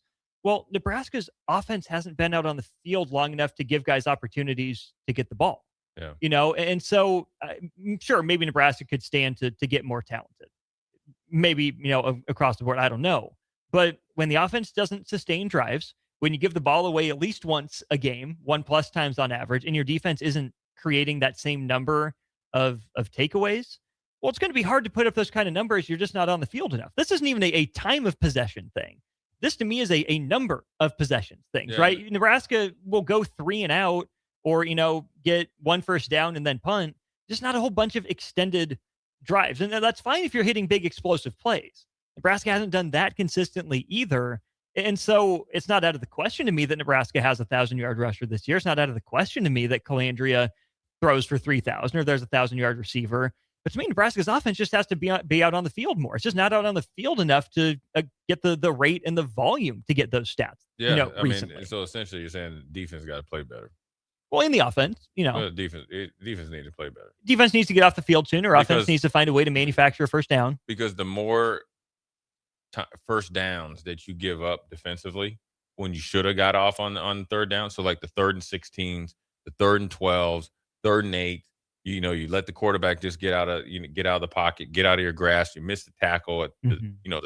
Okay, for instance, when we played USC out there 2 years ago, when they ran that in that last drive and they ran that like kind of under route, we did it on Whiteboard Wednesday. Okay, that drive got extended and they ended up scoring. That ate up clock off the time. That took away a possession and a half from Nebraska. So then that boils over into the lack of volume, lack of production. I also think when you haven't had surefire answers at positions, you've never been able to volume feed receivers. You get what I'm saying? Oh, for sure. Yes. And it's also okay. So I'll say this, right? Since we talked about Penn State, we'll just compare it to Iowa State. Iowa State's best attribute or the thing that they've been able to do better than Nebraska is develop NFL talent is because those 3 receivers. So they had 2 receivers go to Houston, a receiver go this year, and maybe the year before, and then they got Higgins and Noel. Noel, and then they got the tight end there that's going to go, and they had a tight end that was drafted like a year or 2 before, and all the linemen. Well, they've had to play those guys early and develop along the process. And then you've seen the end product. Where at Nebraska, you're able to recruit, and then you're kind of, I wouldn't say recruiting over the young guys, but you're constantly in the mix for recruiting these guys. So the ability to volume feed guys along with portal guys is just not there. Yeah. So in order for that to happen, you need to hit or have a guy come in and be like essentially the closest thing to Jeremiah Smith as possible, because then you have to feed him. Yeah. Versus like you got, one guy there, and then the guys that they are trying to feed have got to get an open. And so we haven't, you can't really count the first year at Rule. So take that out of it. Dylan was a freshman his second year. Last year, was probably a little bit of, plenty of plenty in the pot to pass the buck around, and why it wasn't, offensively outside of Emmett, very, very explosive. Yeah, no, I think that's all fair. Got this question on the text line. Drumstick wants to know, Jay, who's the favorite at running back right now? That room's looking a little bit thin. It's a little different now. Now, it can't be. I will say this to Drumstick and to anybody else. Now, I've been in that position where nobody thought you could be anything, and they look. That spotlight was on you. I've been there. Now, obviously, Mekhi is in a little situation, so I don't know if you can really. I don't know anything on how. I don't know you can factor him in or not. That's not any of my business. So, so if he's gone and you're unproven, you have Mosey, right? You got Rule, Ives, and then you got to bring in Booth. He's got to be in the mix at some point. Now, whether it's starting or not, highly doubt it. But he's got a promotion by a demotion from somebody else. So I don't know who I'd probably say, if I had to say, I'd probably say Mosey, because he played the most. He showed a little flashes, right? And so Rule hasn't played since high school, and Mills was hurt most of the year last year, and Yeah. Booth was like kind of redshirt or whatever. Mhm. So I think Mosley, I mean, just by the process of elimination, and he's gotten better. Is he a running back? Oh yeah, he's a running back. He's made a. I'm gonna tell you what, for a kid to come in as a 4-star receiver, right? He was a 4-star. Mhm. To flip from Oregon. And get moved to running back in the middle or after spring ball. I mean, he handled himself really, really well. Coach's kid attributes on display. Yeah, and the willingness to learn, and he's stick his face in there and all that stuff. I think he's a running back, and he's got the some wiggle, Mhm. got some breakaway speed. We've seen him make some plays. Now you just got to get him kind of Lower the shoulder a couple times last year. That was fun. The nuances. I mean, he can play. He ain't no punk. So I like him. He'll be all right. In the receiver room, I'm curious to see how that shakes out, because I think there's a lot of hope that Isaiah Hunter can stay healthy all year and become that number one guy. Nebraska still went out and got Quasi Gilmer over there. Ja'Cory Barney's name comes up. Obviously, Jeremiah Jones didn't get much of a chance last year, redshirting. Certainly looks the part. Quinn Clark, Keelan Smith, Cortez Mills. Yeah, there's a lot of names there in that mix. Probably someone that we forgot too. Probably. Yeah. And so I'm going to go back to your 49ers example. Not, the exact same, but to me, if a few years ago, Ayuk was the number one guy, Juwan Jennings is the nuts and bolts guy. That's what you need. Yeah. Who is that guy for Nebraska, right? Who's the third down target? I mean, yeah, sure. Jennings had some games where he was number one, whether it was injuries or situation. He performed stepped up. like it. Nuts and bolts guys step up when somebody is not available. The Terminator. Yeah. So he stepped up. Our guy, the nuts and bolts guy, he's generally your party starter. This year is a challenge for Barney's got to be that guy. He's got to be a guy that's consistent every game. He's got to be your vocal leader. And when they need a play, he's got to make it. Not just get the ball, but make the play. Make a play. Mm-hmm. So yes, I would say he needs to be the nuts and bolts guy. And then I think guys that, in the backup roles, they all do a better job for the most part blocking. So those guys that, who can, lay a big block. I mean, I'm going to tell you what, every time I turn around, Quinn Clark pancaking somebody. Hello. He a pancake man. I'm going to new nickname, call him IHOP. So, yeah, I mean, I think that's probably about it, those guys. Tight end seems like it's a very nuts and bolts position in general, but I think especially for Nebraska where it hasn't been a feature of the offense, right? Borkster had a moment. Lyndon Meyer certainly had his moments over last season.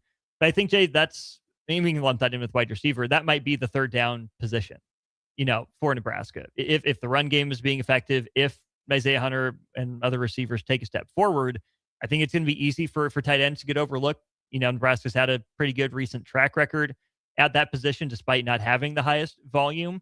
But that's an interesting rotation there as well between the two knowns, or guys you think and Lyndon Meyer and Carter Nelson, and a bunch of intriguing pieces behind that. Yeah, they got the freshman coming in. Was it Erickson? What's the freshman?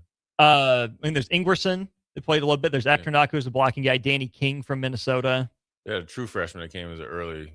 Sorensen. Luke Sorensen. Yeah. See where he does. I think Ingerson probably could be the nuts and bolts guy because I think he's, he tries to be physical. He's a physical guy. Has a little attitude to him. But I think the guy out of that kind of room that kind of gets overlooked. Now, this is all based on his health that can be the nuts and bolts guy, but then also an X factor, I think, is Bonner. Because he gives you flexibility. He can kind of do that. Remember that you could do a tight end reverse with him because he has enough speed. I think he was a former H-back running back as well. And then he's been all over the place. And, he was going to supposedly be a factor until he got hurt last year. So a lot of him being the nuts and bolts is going to be based on how they put him into the game plan. But I think he has the potential. He can block a little bit. He'll be physical enough.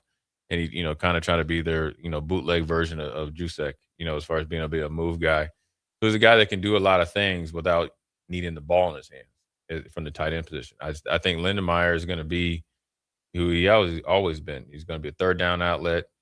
He'll be kind of a nuts and bolts guy where he can make a guy miss sneaky, like athletically or whatever, and get a big first down. So whoever steps up in or around him, between Ingerson and obviously Bonner, and Sorensen. Sorensen will wait and see. I mean, I know that they were impressed by him. They talked about him. We'll see how he does in a full camp, against the big boys. Drumstick says, I saw Janiron at Walmart. Thought the dude was built like Carl Weathers. He's jacked. Yeah, he is. Yeah, he is yoked up a little bit. I'm just in such wait and see mode with Janiron Bonner. And he might be, kind of that man without a position. If they finally hone in on him in that, bootleg juice check, like you said, great.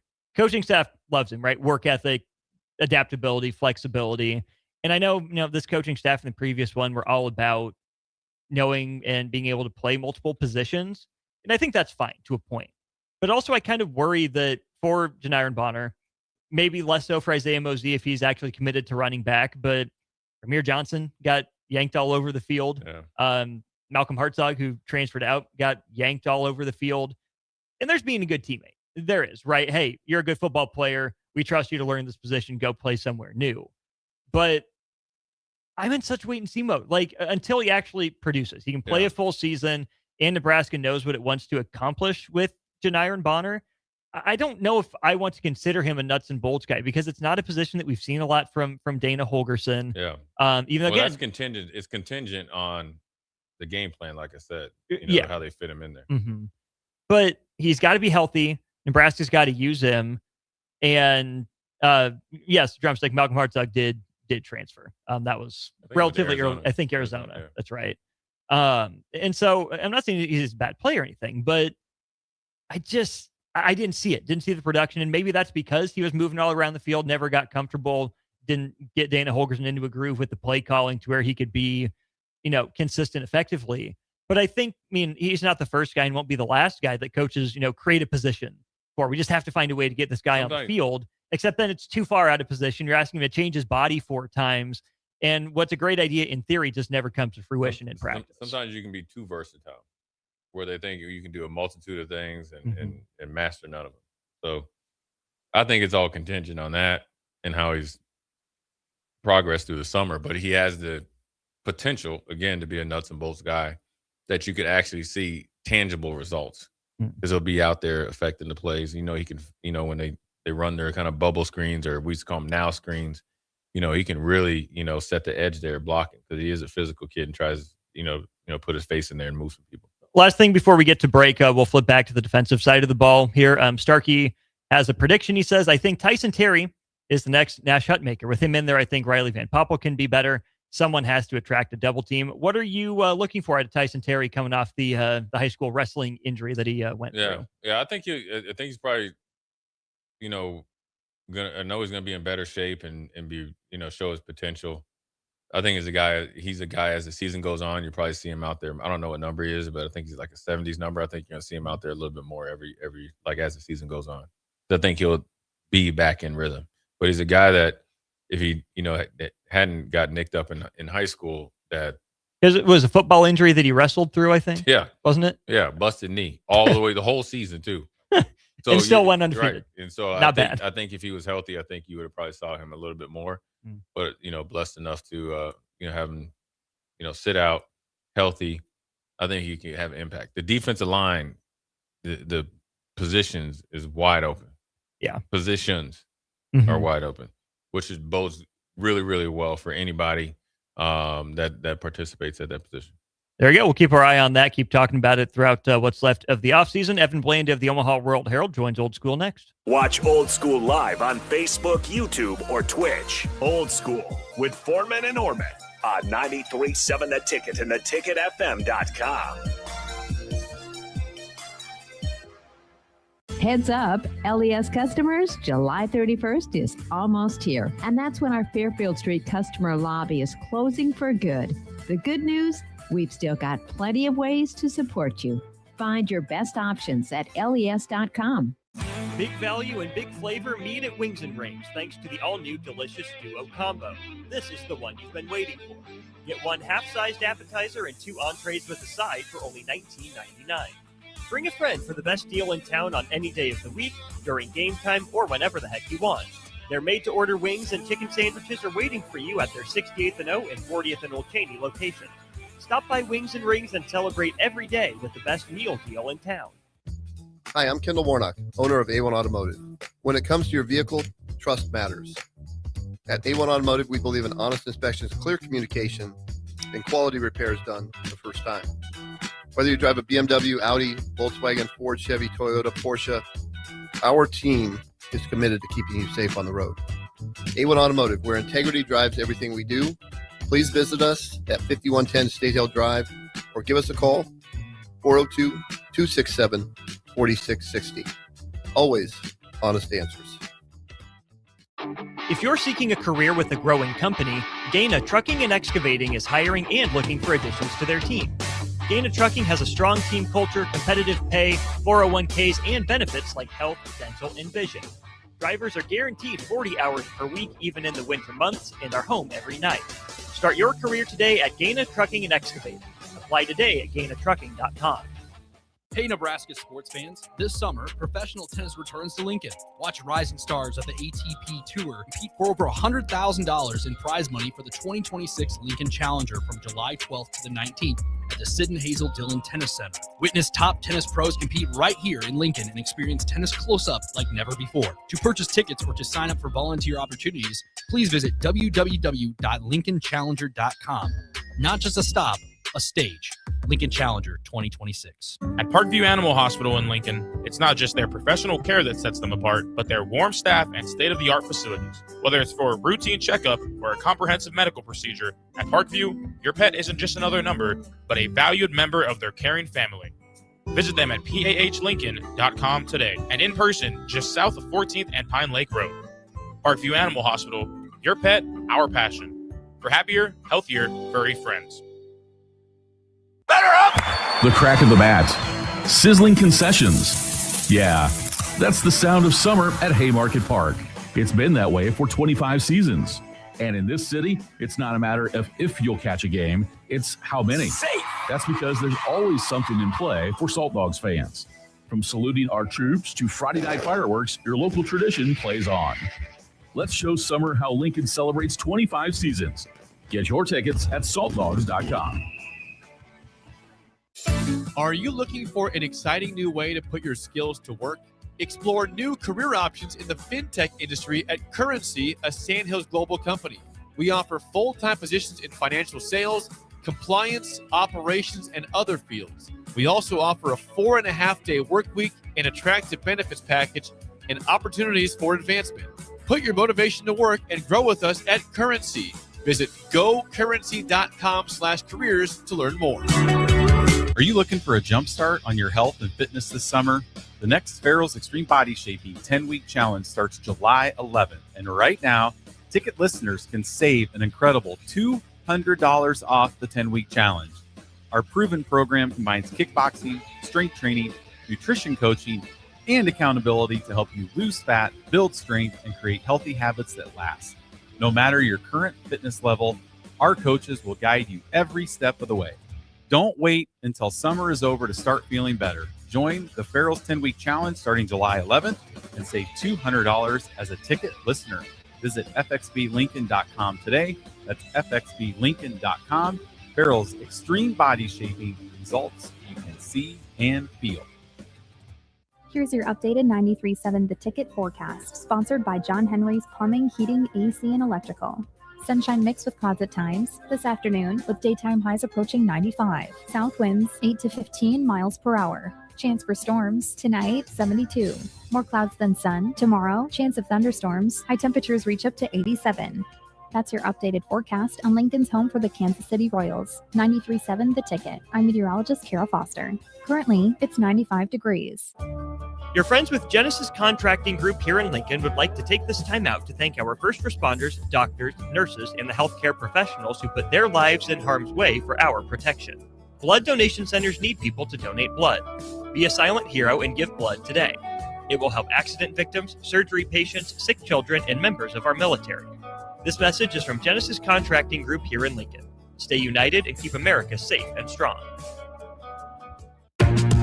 Back to Old School with Foreman and Orman on 93.7 The Ticket and theticketfm.com. That's right. Welcome back in. It is Old School, brought to you by Graham Tire Company. Austin Orman here. We're headed to our Aloe Fiber VIP line. Aloe Fiber is where they understand the importance of exceptional service with local heart. We welcome in Evan Bland of the Omaha World Herald, fresh off vacation. Evan, how was vacation? How are you doing? Good, sir. Doing great, Austin. Yeah, it's the window for getting away in the sports calendar seems to shrink a little bit every year for me. It's the end of the College World Series, and then Big Ten Media Days, and oh, by the way, the Major League Baseball draft snuck in there too. So the possible windows for vacation are pretty small, but was able to take about a week and get refreshed and ready to get back to it. Obviously, there's plenty for you still to do in the summer, but in terms of casual fanning, are you watching any of the World Cup? Are you locked in on Major League Baseball? What's got your attention in the sports world, non-work division right now? Well, I'm still emotionally spent from my Spurs dropping out in the NBA Finals, so that was a tough one. Pretty cool to see them back in the playoffs for the first time in many years. I would say I was a surface level World Cup follower. I followed it probably close enough to carry on a casual conversation, but I can't say I was a diehard on that. I do like the Major League Baseball draft. I think that'll be fun this weekend. And then, it's unofficially the start of college football prognostication time and talking about over under win totals and, all these different things. So it's a unique time probably in the sports calendar. You have to get a little more creative with what you're dialed in on, but I think it could be a whole lot worse. Let's talk MLB draft and Husker baseball before we move into some of that college football stuff. I know you've been writing a lot on that front over at omaha.com. Any more clarity from any Huskers on where they expect to be picked? Carson Yasa comes to mind. Ty Horn obviously kept his name in there. Other guys like Mac Moyer, Case Sanderson. Any more clarity? Any more guesses on if or where those players might be hoping to hear their names called? Yeah, we're at the point where really the best you can do is kind of put out a range of rounds. Like you're really not going to have a good sense of teams or even probably specific rounds. I think Yasa is an interesting one. He's the clubhouse favorite to be the first Husker off the board, but exactly where he goes, I think is fascinating. Like you talk to some industry insiders and they say there's a possibility he could be like an end of round one comp type of guy if teams are high enough on him, or he could fall to the fifth round potentially, depending on what teams' situations are. So I think his range is really fascinating. You look at some of the mocks out there, he's going between like 160 and 220, something like that, which is a pretty big range. And then, Ty Horn will go probably after him, probably somewhere in the, 3 to 6th round type range, potentially.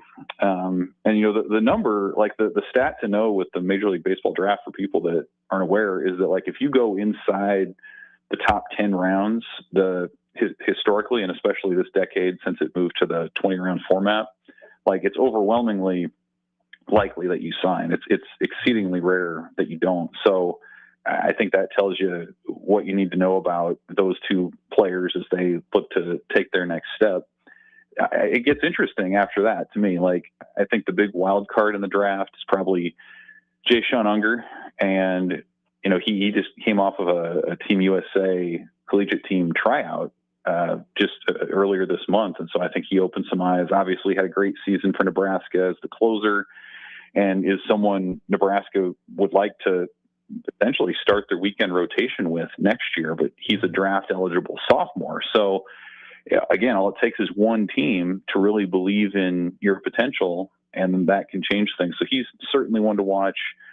Case Sanderson, Mac Moyer, like you mentioned, would be two other ones. My sense would be that those guys could benefit from another season of college.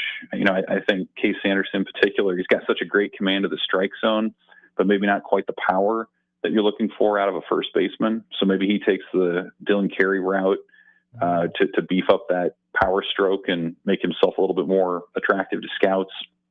And then, Dylan Carey obviously can't come back to Nebraska. His eligibility's out, but I think that's going to be a really cool story too, to see a guy who expected to go last year was crushed when it didn't happen, but took a lot of the feedback to heart and ended up having, an outstanding senior year and left Nebraska better than he found it. So that'll be another cool story. I would think he would be another guy who would probably go in the top 10 rounds, even as a senior without leverage, which, says a lot about the season that he just had. You mentioned that. Since you mentioned leverage, I'll jump off on that and then circle back to Case Sanderson. But with the leverage, you mentioned Yas as a comp round pick guy with some of the mocks.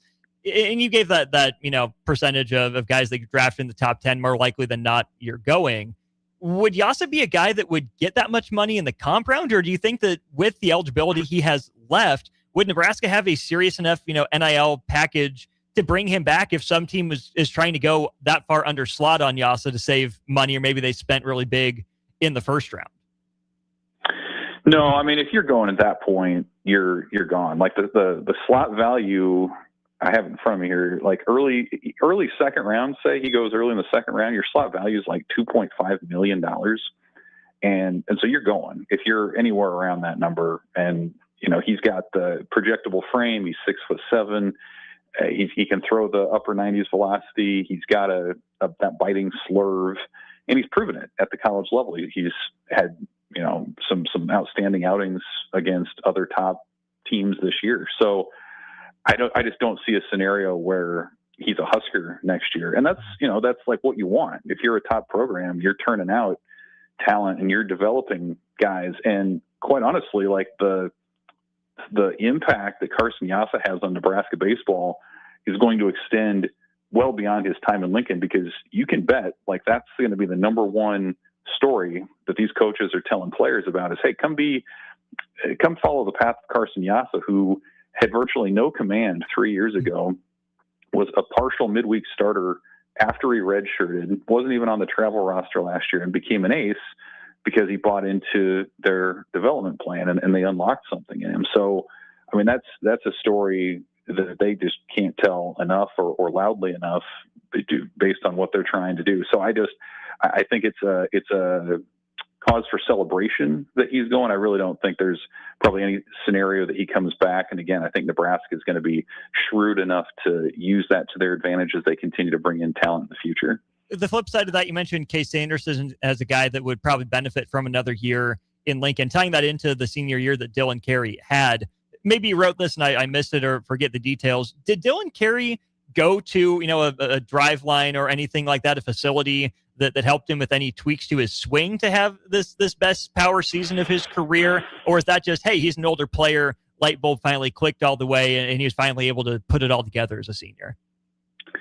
Yeah, that's exactly what he did. He went to, it was driveline specifically. And I believe it was back in Arizona where his family is now. And he took it to heart. Like a year ago, he fielded at a professional level as a shortstop. But what all the scouts told him was, you're just not projectable for what we're looking for unless you can increase the exit velocity and just the power stroke overall. And he took that to heart. Like, you hear him recount it. It was a crushing moment for him a year ago to not get drafted. He expected to move on. Nebraska expected him to move on. They brought in Jet Buck to play shortstop, and he just didn't get the opportunity. And to his immense credit, he took that to heart and really reinvented himself in the offseason. Obviously, he set the program career doubles record, led the team in home runs, was a big part of why they ended up hosting a regional.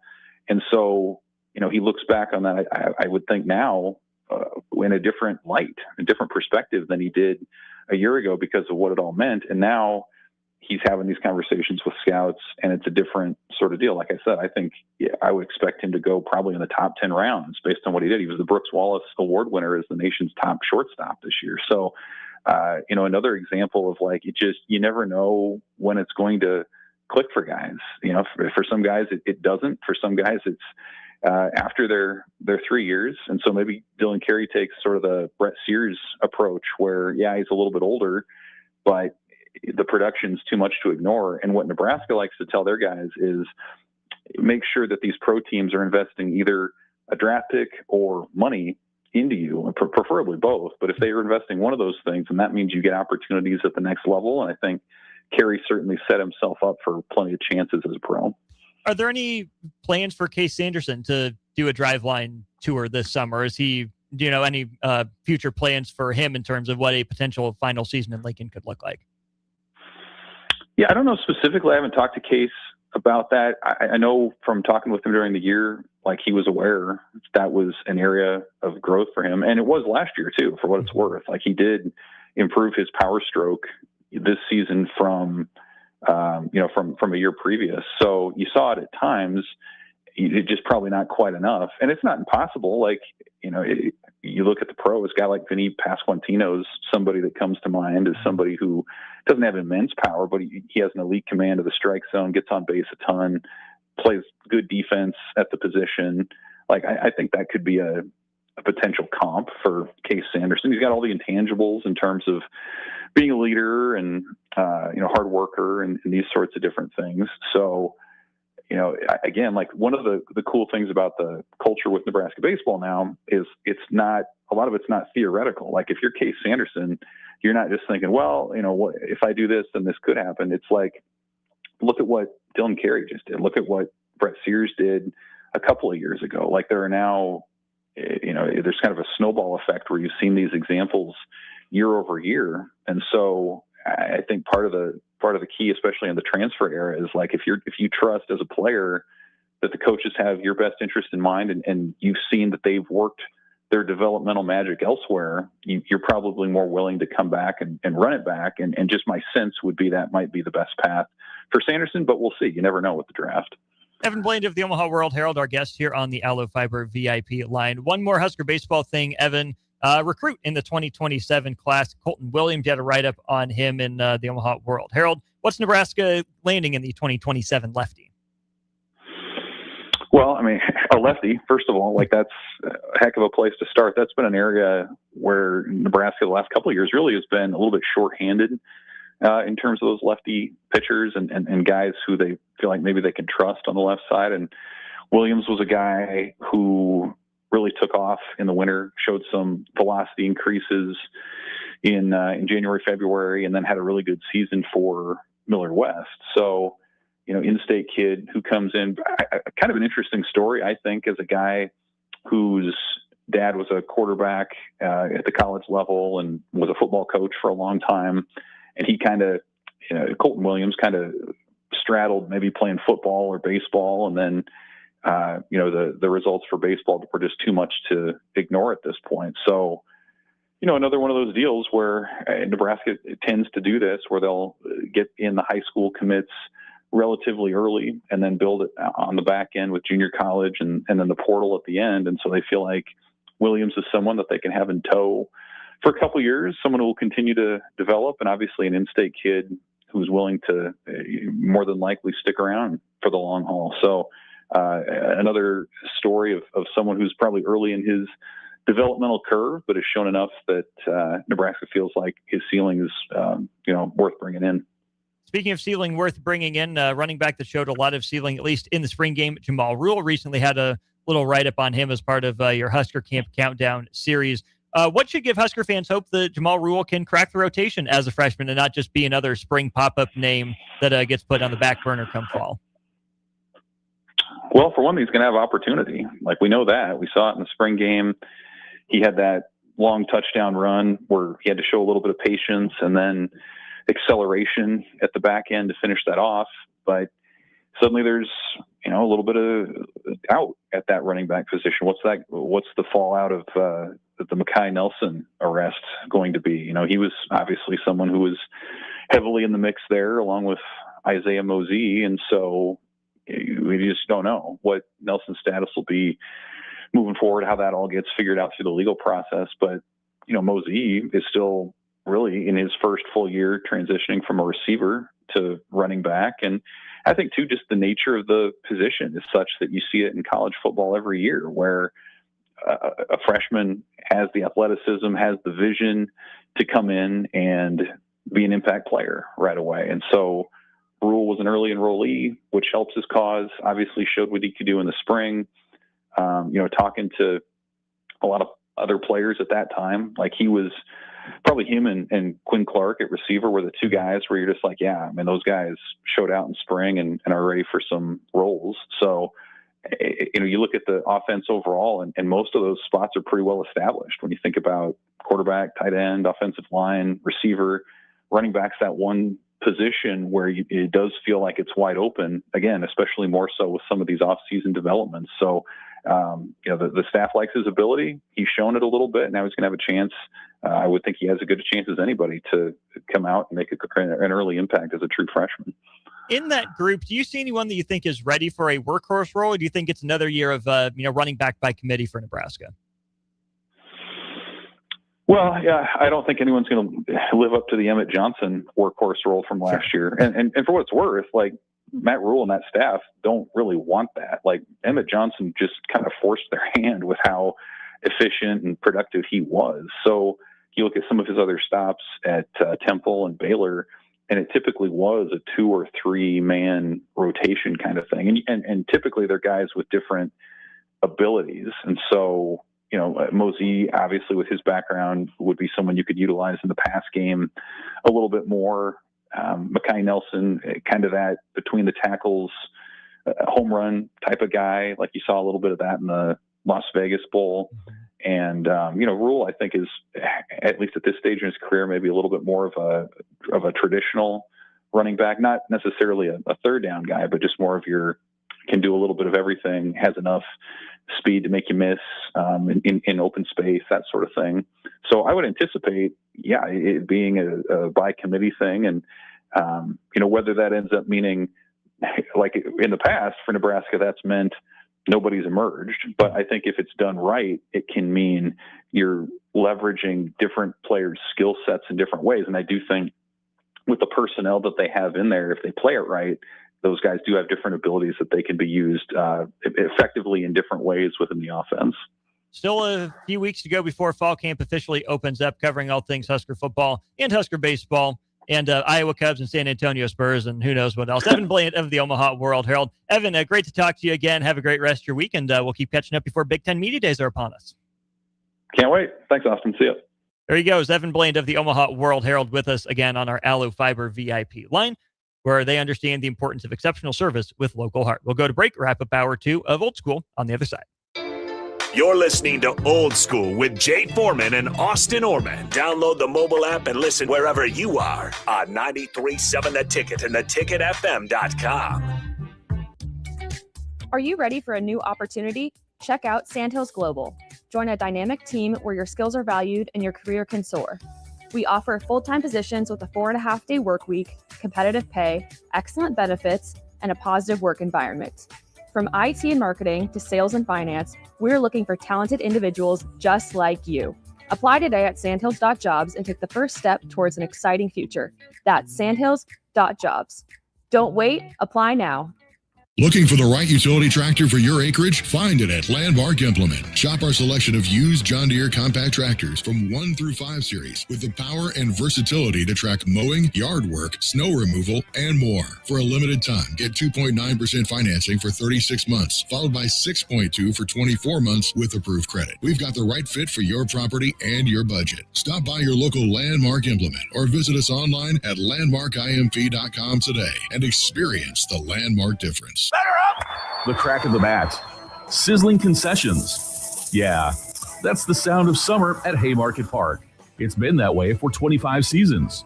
And in this city, it's not a matter of if you'll catch a game, it's how many. Safe. That's because there's always something in play for Salt Dogs fans.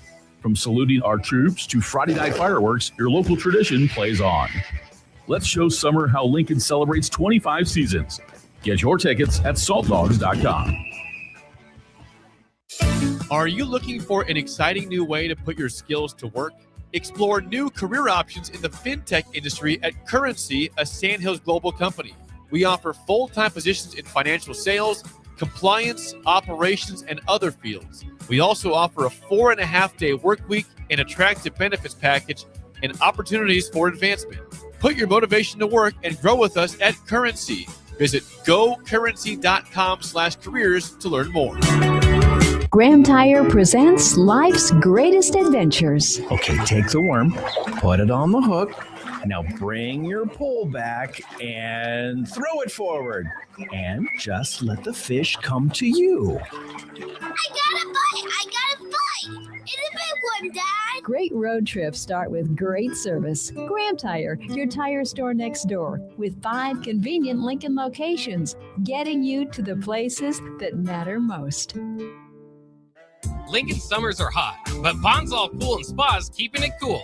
We're celebrating our 75th diamond anniversary with a massive customer appreciation party on Saturday, July 11th from 11 to 3. Come hungry for free Muchachos food truck tacos and icy snow cones. Plus, for exclusive 4-hour flash sales on BioGuard chemicals and Polaris automatic cleaners.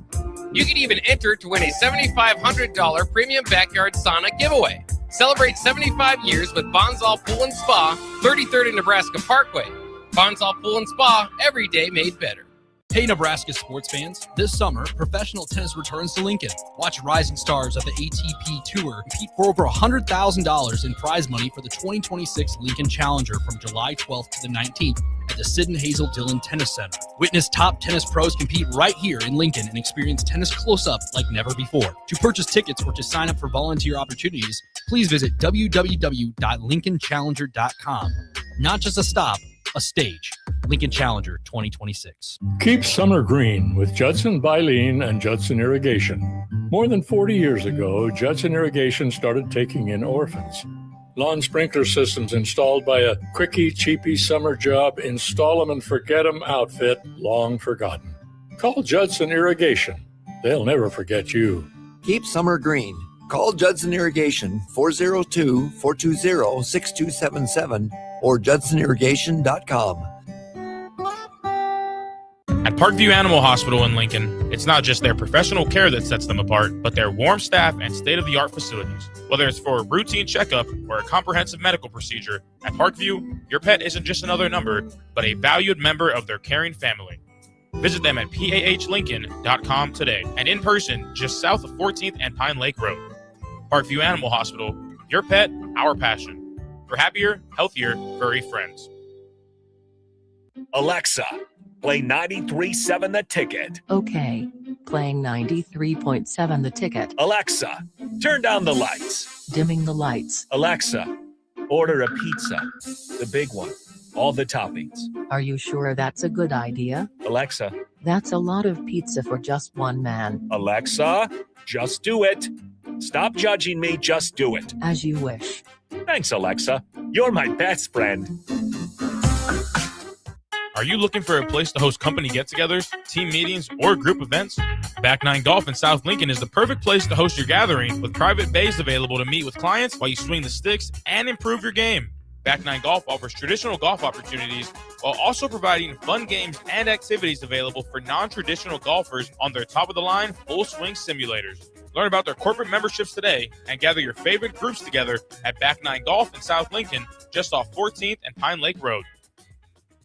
Back to old school with Foreman and Orman on 93.7 The Ticket and theticketfm.com. Welcome in to Old School. One final segment, wrapping up hour 2 of the show, full hour 3 of the show to go. Jay, we're going to talk a little bit of baseball here, high school baseball specifically. And that is that Team USA, well, USA Baseball, the kind of overarching, governing body, is now permitting high school students to abandon what they called drop 3 bats. So, for instance, I think the most common bat used by a high school player would probably be 32 inches long and weigh 29 ounces.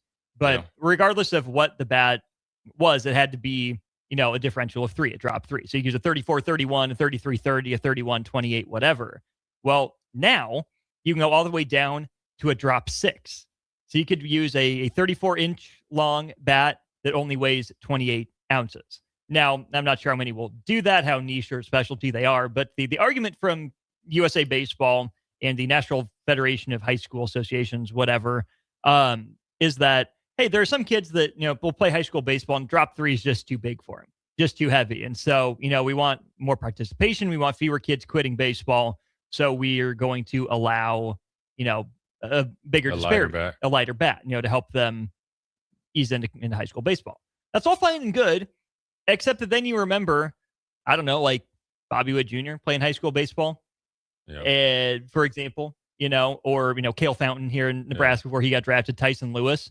Those guys use a 33-27 for all the plate coverage they need, and they can swing it that fast. Some poor sophomore in his second career game is just gonna get a rib cracked or worse playing there at the hot corner if one of these kids turns on one. Yeah, that wouldn't be good. It's interesting. I remember, some of my basketball players played baseball, because it's obviously during the summer, it's the same thing. And it was always a discussion about the bats, and that's the biggest scam out there. Every year you need a new bat, help you hit home runs or whatever. So I know a little bit about it. But I think they're thinking all right, the Bobby Witts, Cale Fountains, those are very small percentage. But even the kid that's just going to college. Right. I know. I was about to say, there's some guys out there that can still swing it. I mean, Norris is, just because of Cale Fountain, they notoriously had, obviously good hitters out there and stuff like that. So powerful, young men. So, yeah, it'd be interesting to see what effect it does. Heck, you get one line drive back to the pitcher. I think that'll change some things, change some ideas about that. But, ultimately I think they're trying to grow the game, trying to make it more exciting and appealing. I don't know if that's the way to do it, but I guess, try it and see how it goes. I'm fine with that for JV. If participation and, kids leaving the sport, freshman JV, reserve or whatever. Yeah. Fine. So be it. But once you get to varsity and you have these guys that are draft eligible or, go into college against guys like me that didn't go anywhere. There's some great players. There's guys that can hit it. You look at Rudy, he's a big, strong kid, and, and he went to Westland. So, anybody going out to college, there's a lot more kids that are going out to college to play baseball than you think of. And, it's kind of like, when they changed the size of the basketball when you go from, I think 7th grade, then you got to play with the high school ball. I think so. Kind of like that. Yeah, just, it help you shoot, hopefully get the mechanics and range. And then obviously when you get up, you're going to play big boy basketball. You got high school football to college football to NFL football. Right. It changes. So maybe easing on in there, try to get them. Because naturally, I will say this, with a lighter bat, the more that they swing, the stronger that they'll functionally get muscle wise versus trying to muscle themselves into swinging a heavier bat at a younger age. So I do agree with it at the younger or the infant, in the coming up process. In the stages to have a little bit lighter bat. I think there's an argument for it. You just got to be careful. I know BB Corps has its regulations and whatnot, but I would almost rather kids hit the weight room or wait to grow into their body and then explode, because the ones that can handle it, a drop 3 as a freshman are going to be in a better position. Yeah. So again, this is more for the bottom quartile maybe of high school players and moving up. I just hope it doesn't take a high school kid head off. Right. Yeah. Literally. Yeah. In this case. So, I mean, you got to weigh what the potential injuries could be versus the potential uptick in home runs and how much return on investment, which that would mean growing the game. Yeah. I don't know if it'd be that much. I don't think it's something that's going to be an instant, success, but I know some guys that probably had 10 home runs. They're like, oh, I can get up to 16, in the high school. That's a lot. So yeah, it's interesting that he did that. So we'll see what, if any, results come from that. So I just thought that was interesting, especially in light of all the conversation around U.S. soccer in terms of what do you have to do to grow the game, make it more popular. Which that's an every 4 years conversation at this point. Yeah, we're coming up on the 5 o'clock hour. We'll say this is the money hour. We'll talk to us in Austin. The supposed going rate for high school kids, supposed going rate for college kids, even transfer kids from group of 5 and lower going up. But then also I want to talk about U.S. soccer. I wasn't on the air yesterday, but talk about the difference in talking about realistically growing the game. One significant difference, that's the difference here. I've seen it in basketball, and it rang true in soccer. And it's the difference. You're saying you're trying to grow the game, but actually you're penalizing the game at the same time. So be good. That's straight ahead. Come back with us, hour 3 of the show. Watch Old School live on Facebook, YouTube, or Twitch. Old School with Foreman and Orman on 93.7 The Ticket and theticketfm.com. This is Lincoln's home for sports talk on the FM dial. Also online at theticketfm.com. On the internet. KNTK FM Firth, 93.7 The Ticket. Graham Tire presents life's greatest adventures. Okay, take the worm, put it on the hook. Now bring your pole back and throw it forward. And just let the fish come to you. I got a bite! It's a big one, Dad! Great road trips start with great service. Graham Tire, your tire store next door, with 5 convenient Lincoln locations, getting you to the places that matter most. Are you ready for a new opportunity? Check out Sandhills Global. Join a dynamic team where your skills are valued and your career can soar. We offer full-time positions with a 4.5-day work week, competitive pay, excellent benefits, and a positive work environment. From IT and marketing to sales and finance, we're looking for talented individuals just like you. Apply today at sandhills.jobs and take the first step towards an exciting future. That's sandhills.jobs. Don't wait, apply now. Here's your updated 93.7 The Ticket forecast, sponsored by John Henry's Plumbing, Heating, AC, and Electrical. Sunshine mixed with clouds at times this afternoon, with daytime highs approaching 95. South winds 8 to 15 miles per hour. Chance for storms tonight, 72. More clouds than sun. Tomorrow, chance of thunderstorms. High temperatures reach up to 87. That's your updated forecast on Lincoln's home for the Kansas City Royals. 93.7 The Ticket. I'm meteorologist Kara Foster. Currently, it's 95 degrees. Guys, if you're dealing with low back pain or trouble urinating, don't just live with it. These could be signs of treatable conditions. At Advanced Medical Imaging, their interventional radiologists specialize in minimally invasive procedures designed to relieve symptoms and improve your quality of life without major surgery. June is Men's Health Month. Take the step. Call Advanced Medical Imaging today to schedule a consult and find out what AMI can do for you. Big box stores are tempting for buying equipment for your high schooler in sports or for yourself in your sports leisures. But buying new is awfully expensive. Why not go somewhere with new and used options? Play It Again Sports has quality, slightly to gently used equipment, and 50% of their inventory is actually new equipment. It's more than baseball, softball, and golf. They also have equipment for disc golf, fitness, hockey, and more. Plus, they're always buying products. Bring your gear that you're done with and get trade money on the spot. Play It Again Sports at 48th and Vine. Anderson Ford in Lincoln has 2 convenient locations, which means 2 times the customer service, 2 times the inventory, and 2 times the ability to get you in the car of your dreams. Whether you visit us on the north side or the south side, you'll find more selection and a team that's always on your side. When you're looking for a better way to buy your next Ford, visit Anderson Ford in Lincoln, where exceptional service meets unbeatable selection. Lincoln is full of great golf courses in a state that is getting national recognition for exceptional golf. Friend Country Club is worth the drive, just 40 minutes from Lincoln and home to one of the state's most respected 9-hole courses. Enjoy their restaurant with popular items like a 14-ounce ribeye, 10-ounce sirloin, or chicken fried steak. Open Thursday through Saturday from 5:30 to 10 p.m. Expand your horizons with a trip to Friend Country Club, just 40 minutes southeast of Lincoln. It's worth a visit. Are you looking for an exciting new way to put your skills to work? Explore new career options in the fintech industry at Currency, a Sandhills Global company. We offer full-time positions in financial sales, compliance, operations, and other fields. We also offer a 4.5-day work week, an attractive benefits package, and opportunities for advancement. Put your motivation to work and grow with us at Currency. Visit gocurrency.com/careers to learn more. Are you looking for a jump start on your health and fitness this summer?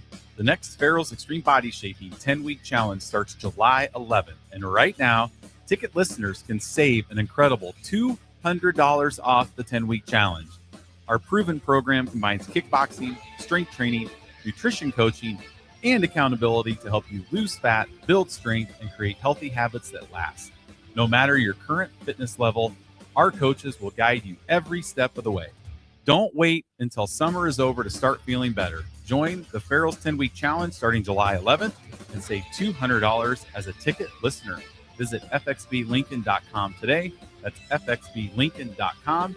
Farrell's Extreme Body Shaping, results you can see and feel.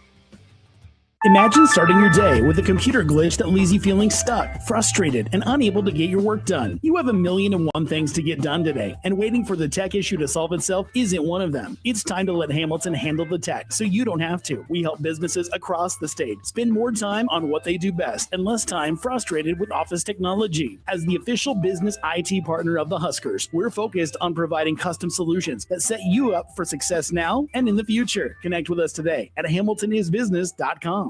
Coming at you live from the heart of downtown Lincoln. This is Old School with Foreman and Orman. Nebraska Football Hall of Famer Jay Foreman.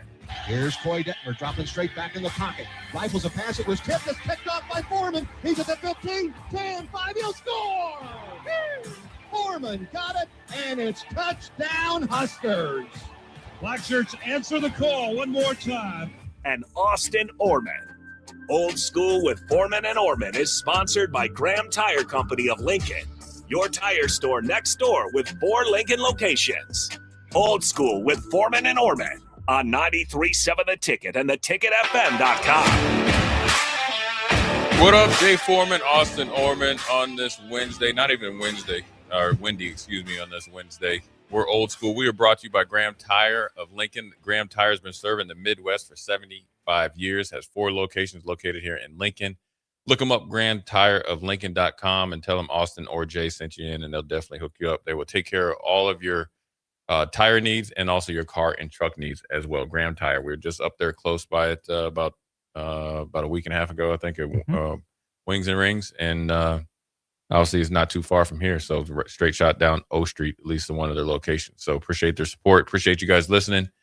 Covered a lot. Obviously, Nebraska football is going to start to, be at the forefront. We haven't got any magazines yet, so we can dissect that. What everybody has done, the so-called research on what Nebraska is going to be this year. But before we get into the money talk, because of again, wasn't in yesterday. They had the commitment from Khalil Taylor. We'll talk about the going rate for potentially. Now, it's not guaranteed that they're getting this, but what his thoughts going to be out there. A little bit of the money game when you're thinking about sports. Obviously, a big letdown with the United States soccer team. Getting a little, golden nugget there from FIFA. Didn't bode well. Lost 4-1 to Belgium. I think it actually worked against them. Essentially, Belgium was very, very motivated. They did not look like that the game before. After it was tied 1-1, the game got seriously out of hand quickly. It was over, essentially before it started. But then, look, they talked about some of the guys, should they bring back the coach and all that, how quickly things change. You're the belle of the ball 4 days prior. Now you're the guy they want to run out of town. I did not know he was making $6 million, or that was what the offer was, or what they, kind of going rate is. But speaking of rates, you're talking about growing the game of baseball in sometimes, or in a lot of terms. Then obviously soccer, everybody's talking about how can we grow it. The United States has kind of made at least an effort, at least mentally, some financially to do so. But I think it's counterproductive because these big, take the big name players, like, Pulisic and all those guys, or, whatever, take them out. But in order to grow the game, you're going to have to kind of grow it and recruit really good athletes at a young age, or even at the middle school age, to that sport, right? And to play soccer is just like any other club sport now. It's expensive and it's a money grab. And so, you're asking families to travel all around the country. So let's just say if you play on a club team, it's probably easily $5,000 to $8,000 in travel. $1,000 a week and you play 8 tournaments. No, and that's not even counting the fee that you're paying to be on the team. That's another at least $2,000. And they have multiple, teams where, so essentially when they talk about these club teams, and if you're able to watch any of these documentaries or like season-long docuseries of these players and teams, is that U.S., everybody's over here paying to play, right? And this is not just about the star players over there, or at least here or anywhere. You're paying a lot of money, let's say from 4th grade on to all the way through high school every summer. That's a lot of money. Essentially, you just paid for college to go, with the hopes that you're going to get a scholarship in that sport, or in this case, soccer. Whereas over in Europe, they identify you quickly. They essentially house you and take care of you and pay you a stipend, and then it goes up as you start to progress. Mm-hmm. So they're paying you to play. So they're already young professionals, and that's how they're developed. That's what they're doing. Yes, they're going to school. Yes, they're not, obviously living at home. They're living like essentially IMG Academy, but that's how they continue to grow their game. And that's why there's such a big gap. So where you're paying here, but then you're saying you're investing in it and when at the the top, but really if you're a top American player, you're going over and playing in the second or third level over there in Europe anyways. Yeah. So now your top talent isn't there. You're not fostering, growing your second and third level talent here, which is essentially third, fourth over there. And then more importantly, you haven't grown the game on the big stage to get a kid that, finds soccer appealing because it hasn't been actually marketed enough and invested enough in the certain parts of the ecosystem to be appealing. That means you haven't made it affordable for the inner city kids or for the rural kids out there, like, what we have here in Nebraska, to participate at a higher level, to train at a higher level, to see the end game where you could possibly go. And it's not necessarily be on the U.S. national team, but to get more kids in college. And then you get more kids in college, you'll be able to have a feeder system into, obviously, the MLS and the, obviously, national team, every 4 years for the World Cup. Well, think about how few men's soccer programs there are at the college level. There's not that many. It's not like every school has a men's soccer team. Right. Because that's, NFL, obviously a huge developmental pathway. Obviously the NBA, college is a huge developmental pathway. Bunch of schools have football. 360 some have basketball. Not that many have soccer. So that's already there. And it's like you said, it's kind of a backward system before that. Here in America, you are paying your club. You're paying for the experience to go. And that's compounding effect. Well, this is where all the other best players are going. So I guess I have to as well if I want to keep up, which it's an understandable trap, temptation to fall into. Yeah. But I would just continue to remind parents out there, you'll get noticed if your kid's good enough. Somewhat. Sure, you pay for some exposure, but if all of a sudden everyone is paying, well, then what good does it do you? There's diminishing returns to it. That's why I have a lot of respect for the Junior Salt Dogs. Right? Not anti-select baseball, not anti-travel baseball, not anti-club baseball, but as much as it's about playing, it's about the coach. Yeah. Are you instilling more important. Are you instilling the fundamentals at a youth level? Are you getting enough games to where you get live in-game reps that count and matter? Is there enough time for you to practice where you're not traveling every weekend? You have time for one practice a week. Are you getting 2 or 3 practices a week before you have, 2 games a weekend or, Friday, Saturday sort of thing, whatever it looks like. But it doesn't matter how much you're paying, for his travel team if your travel coach isn't good enough and not teaching you or playing favorites or just in it for the money. And of course, it's situation by situation for the parents, for the players, for the coaches. But just because you're paying to go travel doesn't mean it's necessarily better. There's that mystique, there's that aura about it, and it can be true, but it's not determinatively, definitively true. Yeah, it's crazy when you talk about that. It's I did a post on social media about what's a good and bad coach. And a good and bad coach doesn't necessarily mean it doesn't correlate to he plays you a lot. Yeah. But that goes into club as well. I mean, I think a lot of times, these club coaches, and I'm not hating on anybody. I'm just keeping it 100% real. I've seen it. I've kind of worked around it. I know what the ecosystem is. I've found a way to, I guess, somewhat be successful with my players going off to high school and college in and around some of the politics. And so with club basketball, there's a ton of politics. So a club coach will see Austin Orman. You're good on your team. You're playing on whatever. Doesn't even matter the sport. They'll throw, and kids are they're influenced by like things, right? And notoriety. Oh, come play for in basketball, play for my like Adidas team or something like that. And you get to travel and all that. And then, we'll play live events and you'll get noticed. It doesn't happen that way. Recruiting is very, very hard right now for any high school kid. There are club coaches that do have connections. That's without a doubt. But you have to make sure that he's connecting you to those connections. And he is training and developing you for those connections along with everybody else. Because he could tell you that, but He goes down the list, and you're not on the list. And so that's the difference. And you could look at the U.S. men's national team. You can look at, basketball, or anything like that. And to be honest with you, a lot of these coaches, they don't have to recruit anymore. They could just sit back and chill. We got guys calling us out of the portal. We got high school kids. We can go do whatever we want. So realistically, it forms a level of entitlement and laziness, not hating, but in theory, laziness. They don't have to go. They don't have to go to the back gym anymore. No. They don't have to go to field 8 to see maybe a kid that's just starting to play soccer, has a ton of athletic ability, quickness, just no experience, year or two under my tutelage, and next thing you know, we got the next, all Big Ten, soccer player.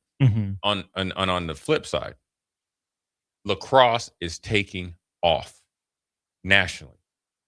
What is lacrosse kind of like? Soccer, obviously more exciting, right? You score 2 goals on a big game, a high-powered offense. You score 2 goals, and it's generally one guy, right? Yep. 2 goals. Whereas when you play lacrosse, the games could be, 21-18 or whatever. Really exciting game.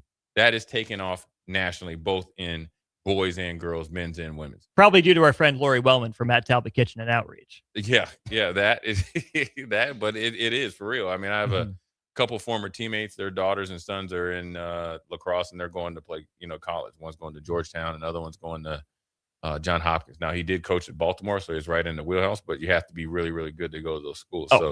But that's just where it's at. It's a money grab. And so where your disappointment there, it's going to be disappointing in a lot of things. Now, how does that boil over into football? We'll do a little bit of drum roll. We got about 10 minutes left with this. I sent Austin a couple articles here. I think I got them right. The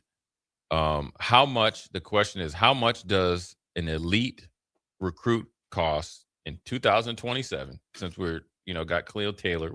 I'll end on my thoughts on that, on him coming, which is great, by position, right? Now, this is just, somebody's opinion. It's somewhere in the wheelhouse.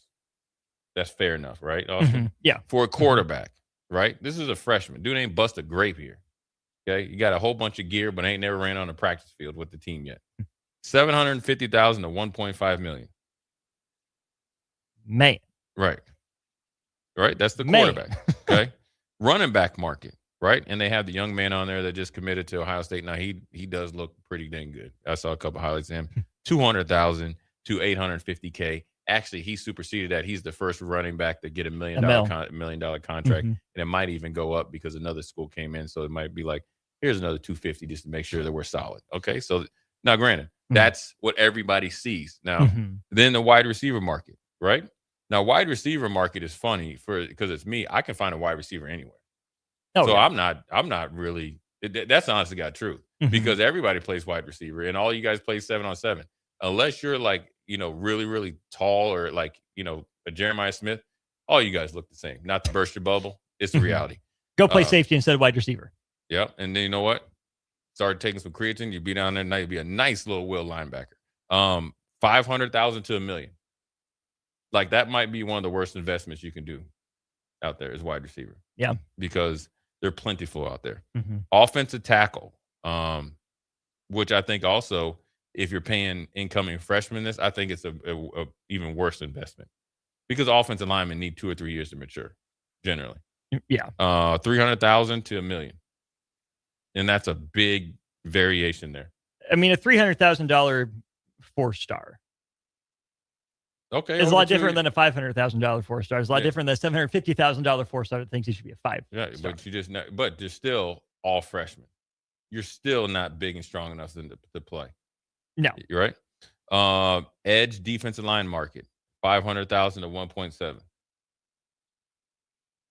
You see some guys like the South Carolina freshman a couple years ago. That's definitely worth it. Probably was underpaid, right? Now, obviously, he made it up to tenfold. So we'll see.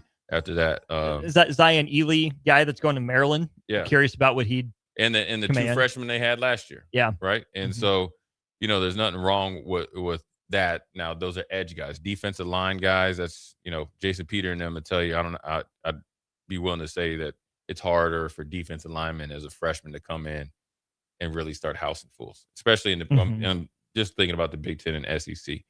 DB market, 500,000 to 1.2 million. So you're just really looking at the receiver market right in the face. Right? You're right. Yeah. Staring it right there. I would probably say if you're a 750,000 or higher corner, you better be going like first or second round. Otherwise, it's a waste. And not of be money. like a Jeff Okuda first rounder. Right. Like a dude. like certified. Now, safety, I'd play that for Caleb Downs, considering his pedigree and this actually what he is as a football player. That'd be actually, I'm probably making money on him because he's so really good. But those are few and far between. Mhm. There's some that are the outliers, but that is the type of market that it is when you're talking about this 2027 class, which is great. Nebraska has, I think, 22 commits. They're working on a flip from Ahmad Hudson and another guy I think they said they potentially, are working on. Potentially. And so it really comes down to you got the commit from Khalil Taylor. He was the number one player in Pennsylvania. Definitely the number one wide receiver. Fast kid, 5'10", 5'11". Came down to Nebraska, Penn State. Nebraska ended up winning. That's a big get because you're taking a hometown kid from obviously a Big Ten rival or Big Ten opponent. And then obviously you're accumulating more talent. So I think, it's a win-win, and as long as the commitment holds true. So I'm just going to go as everybody's going to stay on their word. With Ahmad Hudson, that could be, he's committed to LSU. He wants the LSU to keep recruiting him, obviously, even though he's committed, and then Nebraska's going to continue to recruit him, and he's kind of listed as a tight end hybrid. I look at it like this, the basketball players that were successful, this is honestly got true, successful at the tight end position or to football. Probably were the guys I'm looking at: Antonio Gates, Gonzalez, Julius Peppers. Inner Circle Hall of Famer, Inner Circle Hall of Famer, Inner Circle Hall. And then who's the guy for the Colts? Mo Alley Cox. Yeah. Michael Jacobson, former Husker. And then they signed Carson Tout, the Notre Dame guy. So the three main guys and a few other ones. Here's the one trait that Jimmy Graham as well. That's great. Good job, Big Bird. Appreciate that. I was thinking about Jimmy. I was thinking about calling him Red. I think he's like 6'6" and he's like a pilot too. So all four of those guys, right? Here's the attribute that you have to look for if you're evaluating a basketball player that's going to try to play football. So if Nebraska's listening, I'm about to tell you, I played against them all. They have to play off 2 feet in basketball. So I would say all of them can dunk, but they play below the rim. So they're not one leg jumpers. They're not like LeBron coming and all that. Not tomahawks. Right. They're here's why. Because when they play off 2 feet, that's essentially how they would play football, getting open, and they're playing below the rim. So that means they are definitely physical. They're doing a lot of things that's really applicable day one to the football field. Boxing out, sprinting down court, which is essentially running a route and positioning yourself on the block. Right? Yeah. Versus if you're on the wing and you're doing all the kind of the fancy stuff. So as you start to hear Nebraska, that dual sport athletes out there, which I definitely would recruit a ton of multiple sport athletes, and you're particularly looking at basketball players that transition into tight end, that's the best trait that you can look at right there. Oh, yeah. That makes a lot of sense. Good base, good fundamentals, footwork, all that stuff. Let's just say the ability to catch and all that stuff is there, right? So let's not say, he's got to have great hands. Well, you wouldn't be recruiting him if he didn't have hands, right? I'm talking about how you evaluate. If I'm going to a basketball game and there's two guys that play tight end or play basketball that are trying to play tight end, I'm looking for the guy that plays the most below the rim and the guy that plays off 2 feet. Because that's one thing that naturally he can do day one when I put him on the field. Because you're not ever asked to do anything off of 1 foot in football. No. And when he goes up for a jump ball, it's definitely going to generally be off 2 feet. He's generally going to be going up through and high pointing a rebound over a smaller or same size defender, which there won't be a lot of 6'6" linebackers. So he will be going up through getting rebounds. That's off 2 feet. Yeah. You know what I'm saying? And so When you talk about Ahmad Hudson and potentially, where he's going to end up being, that's what you have to look at as far as like a basketball player coming in to play football. Yeah, that makes a lot of sense. I mean, not to just go back to this comparison, but I think we've determined a clear winner. Cam Boozer would be a better NFL tight end than Caleb Wilson. Yes. Yeah. And just by pure size and the way he runs. Yeah. Yeah. And what he does, the way he plays, for sure, would be great. And he would be dominant in the red zone. In the extended red zone as well. All those guys, that's what you look at. When you look at Antonio Gates, right? Explosive, good dunk. What did he do? Play below the rim. Yep. Draymond Green could have been a really good tight end. He could have. I see it, yeah. He could have. Now, obviously, it's a different workout and stuff like that. So that's where the biggest transition is. How you train as a basketball player versus a football player there is some crossover, but it's completely different. Could Draymond Green have made it work as like a 6'8" safety with the way he diagnoses and processes the game? No, he would have been a great tight end. He would be able to diagnose coverages, and he would have been a phenomenal tight end. He would have fit right in, selling wolf tickets, making plays, and doing this thing. He would have been a really good tight end as he worked on it. Yeah, LeBron could have done whatever he wanted. There's plenty of guys like that. So, look, the going rate for it. The going rate for what Nebraska's able to, as of right now, get committed to have a top 22 class. I think it is, top 22. Yeah, and still borderline top half in the Big Ten. Yeah, but still, Crazy. that's you know what you Coach Rule and those guys asked for the support, they got it, and so now how do you keep those guys? I think we'll get into more of that tomorrow. I think what keeps the recruit committed and what keeps you and how do you flip guys? Yeah, I think it works to Nebraska advantage so late in the game because these guys are going to start getting paid. I think August 1st, right? Sign that contract August 1st. You locked in, or you got to pay some of it back. Fall camp starts, money starts falling. Right. Well, the great thing about it is August 5th. I think I heard Steve Sipple say it kicks off August 1st. You can really start to have your pre-camp celebration after Big Ten Media Days because Big Ten Media Days are the end of July. Yeah, which will be out there for a few days, and then 2 days later, you'll probably have a little bit of cheering going on over there at the stadium when guys are locked in. Because once they're locked in financially, it's a little bit harder to break that promise, or somebody else is going to pay that penny, and it's going to be different prices. So we'll take a quick break and come back. Jay Foreman, Austin Orman. We'll be right back. You're listening to Old School with Jay Foreman and Austin Orman. Download the mobile app and listen wherever you are on 93.7 The Ticket and theticketfm.com. Lincoln is full of great golf courses in a state that is getting national recognition for exceptional golf. Friend Country Club is worth the drive, just 40 minutes from Lincoln and home to one of the state's most respected 9-hole courses. Enjoy their restaurant with popular items like a 14-ounce ribeye, 10-ounce sirloin, or chicken fried steak. Open Thursday through Saturday from 5:30 to 10 p.m. Expand your horizons with a trip to Friend Country Club, just 40 minutes southeast of Lincoln. It's worth a visit. When something breaks, you want someone you can trust to fix it right. Empire Repair is now open in Waverly and ready to serve our community with reliable auto repair and maintenance. From routine service to bigger repairs, our team is here to keep you on the road.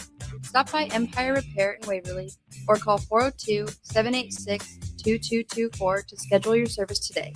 Empire Repair, proud to serve Waverly.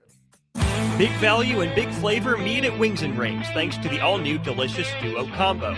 This is the one you've been waiting for. Get one half-sized appetizer and 2 entrees with a side for only $19.99. Bring a friend for the best deal in town on any day of the week, during game time, or whenever the heck you want. Their made-to-order wings and chicken sandwiches are waiting for you at their 68th and O and 40th and Old Cheney locations. Stop by Wings and Rings and celebrate every day with the best meal deal in town. The crack of the bat. Sizzling concessions. Yeah, that's the sound of summer at Haymarket Park. It's been that way for 25 seasons. And in this city, it's not a matter of if you'll catch a game, it's how many. That's because there's always something in play for Salt Dogs fans. From saluting our troops to Friday night fireworks, your local tradition plays on. Let's show summer how Lincoln celebrates 25 seasons. Get your tickets at saltdogs.com. Bauer Underground has been serving local contractors and utility contractors all across the state since 1997. When you see the black and white trucks, you know that the best workers in the business have arrived. Bauer is currently looking for equipment operators, laborers, diesel mechanics, and aerial linemen. Join the brotherhood built upon hard work, authentic people, and a pedigree of success. They're offering top-notch benefits, matching 401k, and a $600 per year clothing allowance. Bauer Underground, a family-friendly company with room for advancement. Big box stores are tempting for buying equipment for your high schooler in sports or for yourself in your sports leisures. But buying new is awfully expensive. Why not go somewhere with new and used options? Played Against Sports has quality, slightly to gently used equipment, and 50% of their inventory is actually new equipment. It's more than baseball, softball, and golf. They also have equipment for disc golf, fitness, hockey, and more. Plus, they're always buying products. Bring your gear that you're done with and get trade money on the spot. Play Against Sports at 48th and Vine.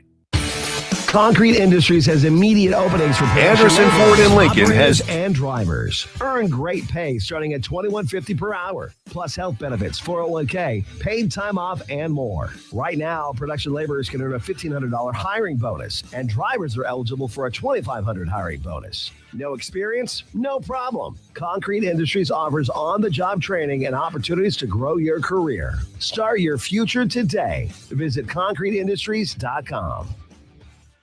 Lincoln's go-to for fun isn't new. It's a place that's been a staple of the city for years and is only getting better. Matson's Bowling and Billiards always has open bowling available with no long lines, unlike other centers. They have live music almost every weekend and great food at EJ's Bar and Lounge, with seating for 150 people. They have popular meals like the EJ Burger, pizza for the whole family, and famous EJ's Wings. Contact Sarah to book a party for friends, coworkers, or family at Matson's Bowling and Billiards, just south of 48th and Holdridge.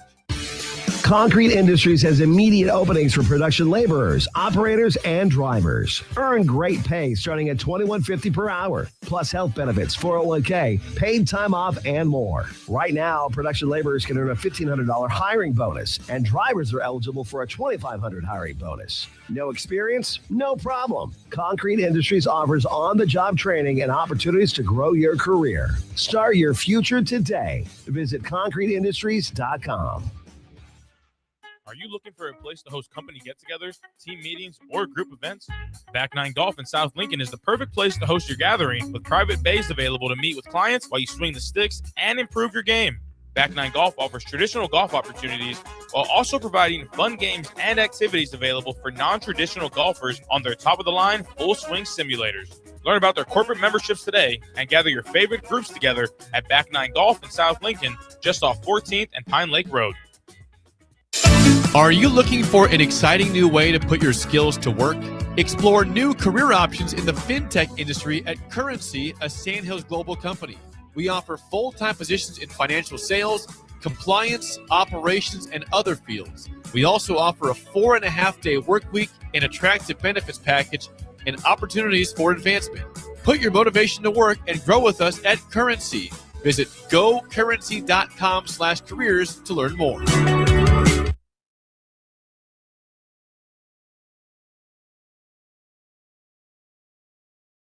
Lincoln is full of great golf courses in a state that is getting national recognition for exceptional golf. Friend Country Club is worth the drive, just 40 minutes from Lincoln and home to one of the state's most respected 9-hole courses. Enjoy their restaurant with popular items like a 14-ounce ribeye, 10-ounce sirloin, or chicken fried steak.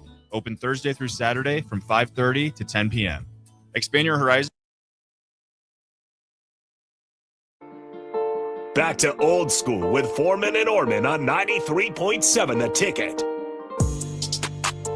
Welcome back in. It is Old School. Jay Foreman out the door. Had to jet out. That's all right. Tristan Gomez stepping in for Jay Foreman. Tristan, long time no chat. How are you, my friend? I'm doing well, and we got a topic I'm excited to get into. It was perfect. I saw this break today when Jay told me he had to leave a little bit early.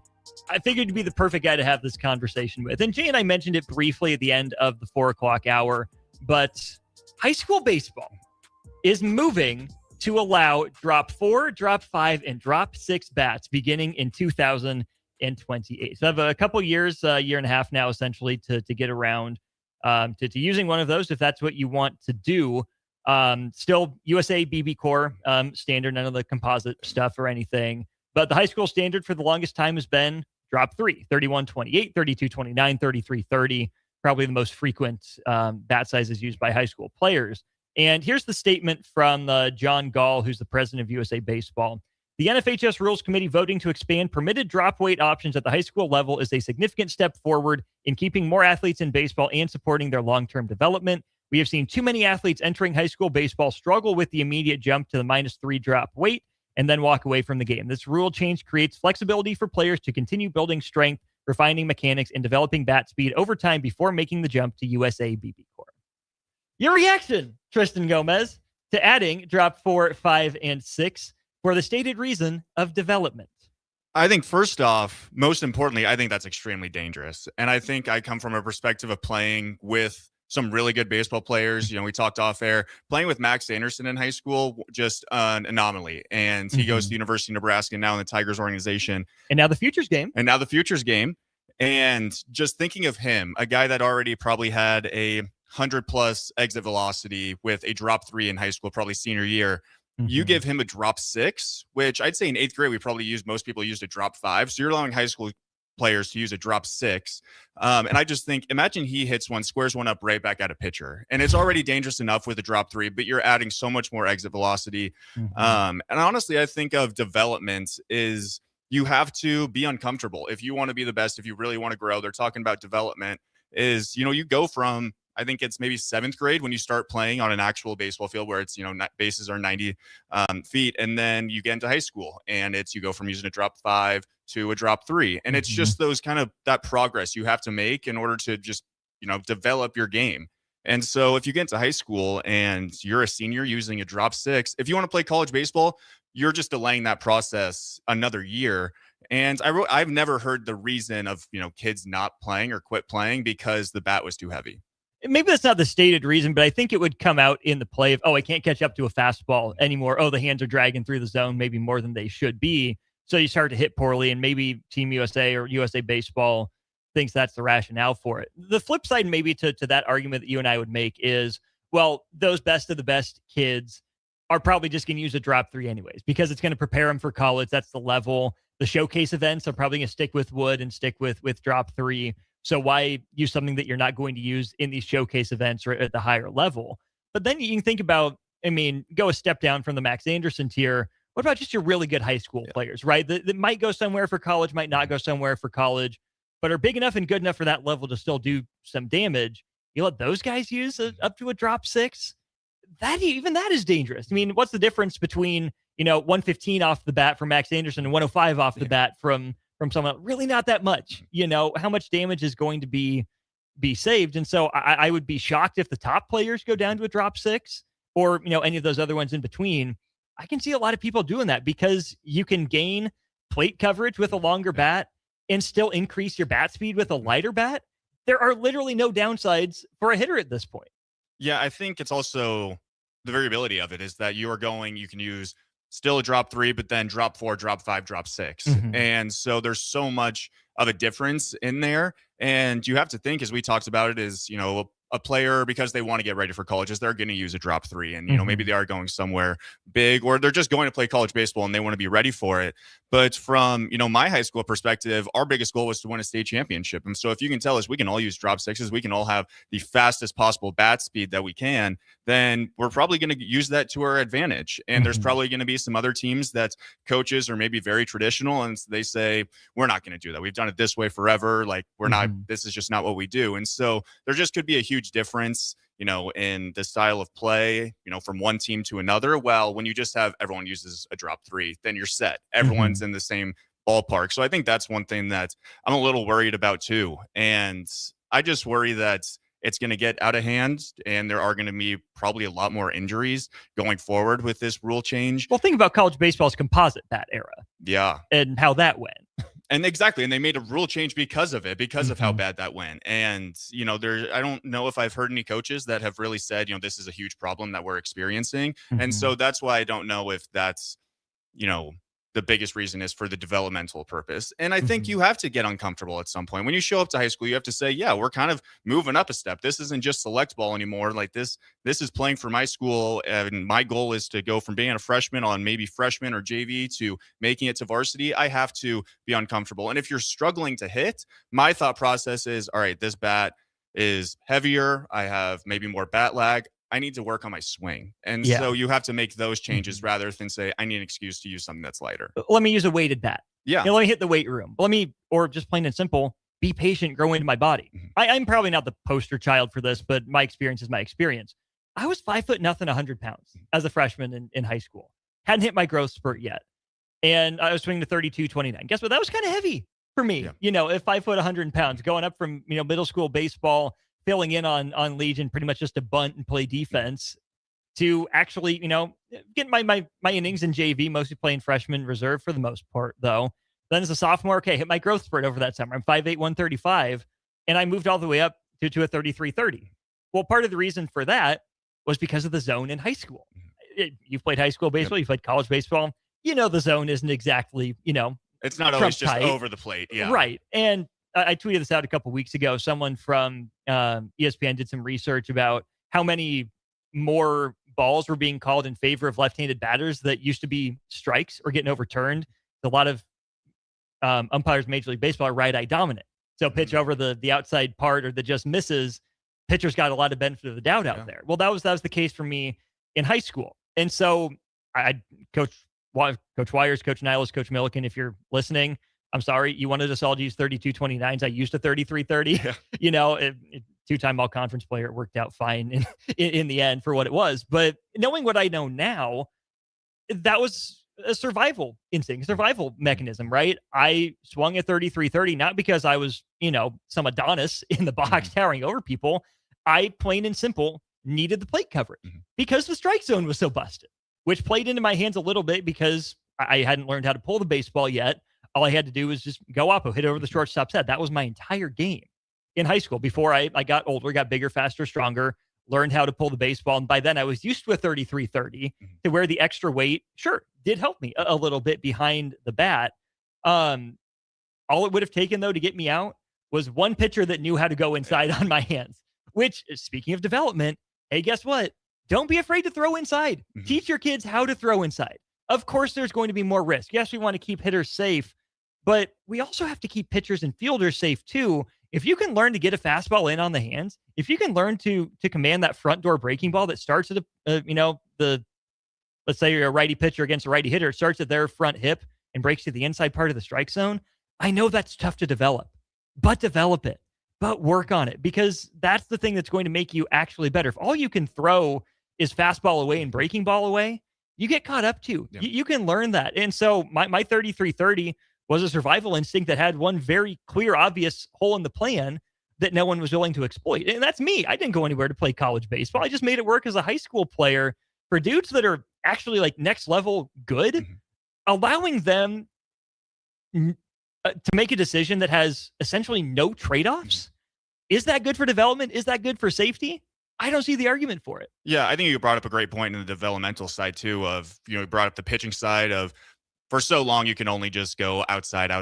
You're afraid to go inside because a guy might pull it or you might hit him, and then you maybe have one breaking ball. But you get to a point as you grow in the game of baseball is you have to learn how to go inside. But I think of it from a developmental standpoint on the hitting side is you could have a really bad swing and use a drop six, still find a barrel that ends up in a gap. And I just think, as great as that is, baseball, you shouldn't look at it as such a results-based game. Is you have to look at it as it's a process-based game. But if I put a barrel in a gap with a drop three and it's caught, I can go, all right, like I put a good swing on there. If I have a terrible swing and somehow with a drop six, it just flies off my barrel and I still have a bad swing, I'm not setting myself up for success. And you're setting yourself up for high school success. Yes. But not long-term. Jay and I talk all the time about, it's NIL, right? Okay, you're setting yourself up to make the most money going into college. But what's more money, the $1 million you get going into college or that first NFL contract? Yeah. Or that second NFL contract? There's a big difference. It's great if you want to have success now, and credit to those people that are, good high school players or good college players, and that's all they are. There's no knocking that. But to set yourself up for the ultimate payday, it's going to be harder. It's going to be more work, and you can't just focus on the here and now. Yeah, I think I might sound super hard-nosed, and, a lot of people aren't a fan of talking about this, but it almost seems like it's another just participation thing.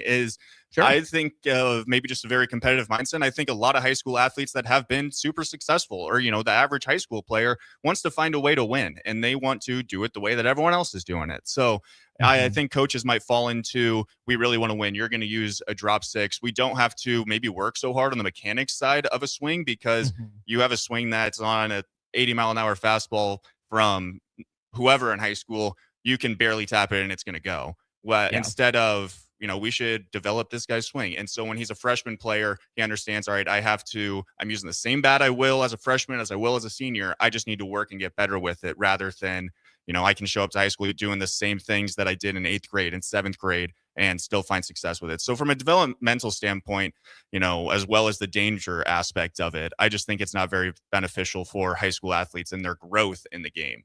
Yeah, not long term, not best for the game, especially when, to your point, this is the first time I've ever heard that being brought up as a complaint. So I hope it goes better than we anticipate it going. I'm not sure that's exactly where it's heading. Since we're on stream, we'll just roll through here for another couple minutes. 9842 says bats with greater mass hit it harder because it utilizes more inertia. Yeah, but all of that can be made up by increased bat speed, right? That's one thing that I wish I would have wrapped my head around more in high school. Again, not that it probably wouldn't have made that much of a difference for me, but I always had in my head, well, I'm not the biggest kid. I can't hit for power. Well, I can if I pick out my pitches, if I have a good eye, and if I don't overswing, but I swing hard, right? Swing hard enough. And that to me is part of finding that sweet spot, figuring out who you are as a hitter. What is the longest, heaviest bat you can swing fast enough is kind of what it is, and for me, that ended up being a 33-30 by the time I was, a junior, senior, and playing my Legion baby year. For me as a freshman, probably would have been a 31-28 just because I wasn't big enough, fast enough, strong enough. And it's okay if that changes. Just because you start swinging the 31-28 doesn't mean you have to swing that your entire career. You learn, you grow. And I worry that we'll lose some of that when it feels like there's maybe a cheat code or a shortcut. And that's what I'm saying is you're talking about using, a 31-28. Then you can go to 32-29 and then, 33-30 or whatever it may be. And you can grow that way instead of just using a drop six. It almost to me just feels a little bit like a cop out, and I'm curious, just looking back, if this was the rules when I was playing, would I have used a drop six and, I commit to go play college baseball? And, I wonder how college coaches feel about it. I would love to hear their perspective on, all right, high school seniors, this is a few years from now, but they're going to be showing up and they just used a drop six. And now they need to, the college coaches are going to have to do the whole developmental side on the swing and fixing so many holes in the swing because they're used to guys that are swinging extremely light bats, and then you have to go from swinging an extremely light bat maybe against average pitching to now you're swinging a heavier bat against even better pitching. Kids just aren't going to be set up for success. I'm glad you brought up the college aspect because now there's another question that college coaches have to ask. What are you swinging? It used to not be a question. You know that they're swinging drop three. Cut and dry. Didn't even have to ask. But now you probably know or remember the official contact rules for college coaches in recruiting or whatnot. But, if the kid's a sophomore and you have your eye on him at the very least, can you get with his advisor and ask, hey, is he swinging a drop five? Is he swinging a drop three? What's he at? Oh, well, coach, he's at a drop five right now. Okay, let's start now working him through, can you ease up to a drop four this season, get to a drop three by your next spring as opposed to the summer? Because I would hope that enough college coaches are smart enough not to look solely at stats, right? Stats will probably catch your eye and jump off the page, but I would hope legitimate baseball programs, coaches aren't just looking for, oh, hey, look, this kid hit 545 in Class B. He must be good enough for us and attainable for us. We're going to take him. I would hope they're actually there watching games and actually scouting to the best of their ability to see, oh, hey, yeah, this kid's swinging a drop three, might be losing a little plate coverage, a little bat speed, but we know we can grow into his frame, and the mechanics are at least there, as opposed to, oh, wow, this kid's stats jump off the page. We have to have him. Oh, crap, he wasn't as good as we thought. Yeah, I think scouting is going to get much harder because of exactly that. Is I could show up and watch, a high school team play, and there's two guys that are hitting the snot out of the ball, and there's one guy that go, he looks like he has a pretty good swing, but he's just not hitting the ball as hard as them. And then you find out that those guys are using drop five. The guy that you thought had a good swing is using a drop three. So you just can't go based on the statistics, but you can't even go based on, the exit velo. You can't go based on that because there's just so many variables going into it. And I think that'll change for some high school teams too, is you're going to have college coaches reaching out to high school coaches and saying, I would really prefer if your guys use drop threes because it makes our job a lot easier. We can see holes in swings. We can have a lot better idea of really how good this player is. And so some coaches might say, all right, all of our guys are using drop threes. Then you're facing a team, everyone's using a drop five. I think that just makes the game just, not as creditable. Yeah. Well, and I wonder how many high school coaches then would push back on, well, it makes our job easier. But I know what you're trying to say. But I think it's And I think more programs have to be better about being better for their kids. Yeah. And it's hard for me to say that because of all the high school coaches I know, coaching wasn't their profession, right? It was something else they did on the side. Yeah. And I don't at all want to denigrate any of the wonderful high school coaches that I had or have known over the years, because it's something they're doing in a volunteer role or a lightly paid role. They're doing it because they want to stay connected to the game, give back, all that stuff. But we've chosen as a culture to put an emphasis on sports. And if you're choosing to be a high school coach, part of that responsibility then of being there for your players is if they want to go to the next level, help them be recruited. Yeah. You have to be the one that goes to conferences, that goes to clinics, that makes these connections with, next level coaches, next level scouts, whatever it is, and make the phone call on behalf of your players. Because we want to believe, and I want to believe, that it's a meritocracy. If you're good, they'll find you. Not necessarily always true. Sometimes you need that coach that's out there, metaphorically pounding the pavement for you, right? Hey, we got this kid. You should take a look. Hey, we got this guy. You should take a look. Hey, come see one of our games. Hey, come see our off-season stuff. And I don't know if Nebraska baseball, Nebraska prep baseball, sorry, not Husker baseball, Nebraska prep baseball has this issue, but I can only imagine how many kids there are in smaller towns or at afterthought programs that are good enough to at least get a look at the next level that don't, because their volunteer coach also has to lesson plan for the next day or go home to 3 kids or is volunteering at church or whatever it is, which is a huge ask of this already, volunteer lightly paid coach to add to recruiting. But I think it's only fair to the kid if they're good enough that you make those phone calls. And I think it's fair. And exactly. These kids deserve the phone calls. And I think the coach should be the biggest advocate for their own players. But in that same responsibility is they may be a teacher. They may have a whole nother full-time job. And then they show up, after school and they're the ones that are coaching these kids. But I think it's important to coach these kids on just life skills as well. I'd say a lot of the great life lessons I learned throughout, sports came from my coaches. And it came down to, I have to do something hard. I'm struggling. I have to figure it out. And so I feel like this is almost a step back of, a lot of kids, maybe they are uncomfortable with, swinging a drop 3. And now that they use a drop 5, it makes, the game of baseball maybe a little more enjoyable in the meantime right now. But I think in the long term, when you really figure out a swing or you get hot or something like that, and you've been struggling, that's the reason we play. Like that is the best part of For when sports. it clicks, that light bulb comes on. Exactly. And I think if you are almost straying away from that development aspect of I have to do something hard, I have to struggle, and then I can figure it out. And when I do, it's going to be great. I think now it's going from, all right, I'm in 8th grade. I can do the same exact thing I've done all the way through high school. I'm not going to have to go through the struggle.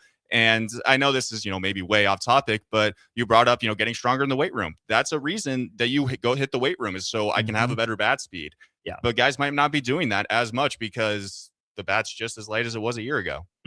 Oh, that's just the thing. I mean, again, to go back to my own lived experience, the summer that I had my growth spurt was also the year I was in the weight room the most, right? Did I add that much weight to my maxes? Well, enough, a noticeable amount, but it wasn't like I went from, squatting 135 to squatting 435 overnight. That's not how it happened. It's functional strength, right? Not everyone is going to be rocked up.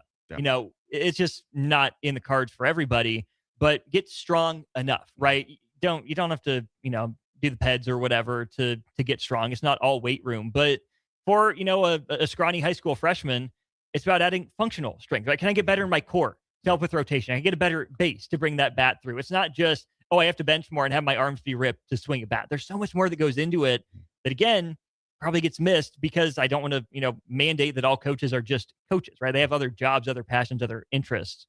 But man, it's stuff like that I think falls through the cracks, where we need people that have that understanding of the game to be the ones in the weight room and be the ones in the ear of that kid. Hey, don't go chasing the results now. I know it's going to suck, but go through it. It'll be worth it in the end. I think that's a perfect way to put it, is don't go chasing the results right now, or don't be just result oriented the entire time. Because when I was a freshman, I'll be honest, I was decent, but I wasn't great. I had a lot of things I needed to figure out if I wanted to be, a good varsity baseball player, and swinging a different bat was part of those struggles.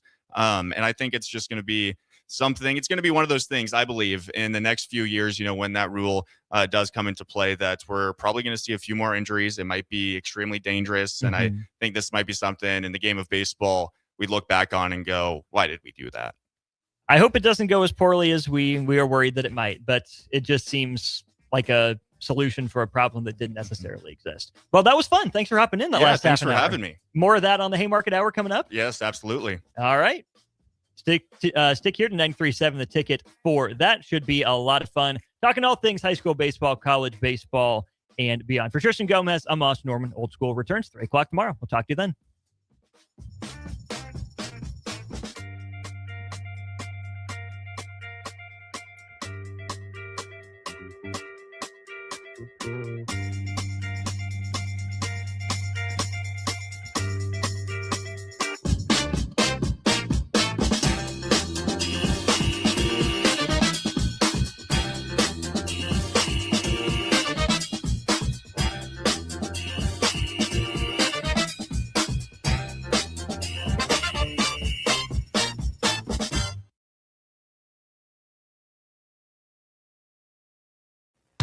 Hey Husker Nation, this is Todd Euler, two-time national champion with Window World Lincoln. Are you ready to transform your home? We offer exceptional replacement windows, doors, siding, and roofing that will elevate your home's curb appeal and value. As a nationally known, locally owned business, we treat you like family and work tirelessly to deliver the best for less. Don't wait to give your home the upgrade it deserves. Contact Window World Lincoln today at 464-7313 or check out windowworldlincoln.com. Let's make your home the talk of the neighborhood. At Anderson Ford, we offer a 5-day return or exchange policy, so you can make sure the vehicle you choose is the best vehicle for you. No pressure. Right now, lease a 2026 Ford F-150 for $198 per month for 36 months. Experience better at Anderson Ford. Stock number 1008623, $198 per month lease for 36 months with approved credit, 7,500 miles per year, 14,000 with signing. No security deposit required. Tax, title, and license fees extra. Residency restrictions apply. Program subject to change. Must take new retail delivery from Anderson Auto Group by 7/6/26. Rick Heyman here from Starter Heyman Jewelers. I want to personally thank our great customers for voting us once again the best of Lincoln. At the same time, we're celebrating our 120th year in business in the great state of Nebraska. You can count on Starter Heyman for the very best quality, value, and customer service. When it comes to your jewelry needs, visit us at South Point, Grand Island, and the Outlet in downtown Lincoln. Visit us today at starterheyman.com, and thank you for your continued trust after all these years. Hey there, this is Paul Scheel, owner of High Electric. I want to thank our friends and loyal customers and introduce High Electric to those looking for a new electrician. We've been serving the Lincoln and Omaha area for over 30 years, from design to install, upgrades, and repair. If you are a homeowner or a small business needing some electrical work, call us at 402-466-6606 or check us out at hyelectric.com. We look forward to hearing from you. If you become ill or injured at work and need an experienced attorney, call Liberty Law Group. The attorneys at Liberty Law Group will defend you in court, protect your rights and freedom to get you the best possible results for your case and the justice you deserve. Trust your rights and freedom to Liberty Law Group, attorneys serving Nebraska and Iowa. Call them today at 877-404-5238. That's 877-404-5238. Or check them out online at libertylawgroup.com. If one of the things running through your mind as a business owner is the recurring worry of possible cyber attacks, you can let out a sigh of relief. Hamilton Business Technologies has you covered. As the official business IT partner of the Huskers, we offer real-time threat monitoring, advanced security protocols, and more to keep your data safe from harm. We care about the success of Nebraska businesses and communities like yours. Learn how we can help you at hamiltonisbusiness.com. Hi, Kendall Warnock here, owner of A1 Automotive. If you own a BMW, Audi, Volkswagen, or Mini, you know specialized service matters. Our team uses advanced diagnostic equipment, OE equipment, including factory-level software, to accurately diagnose and repair your vehicle. Dealer-level capabilities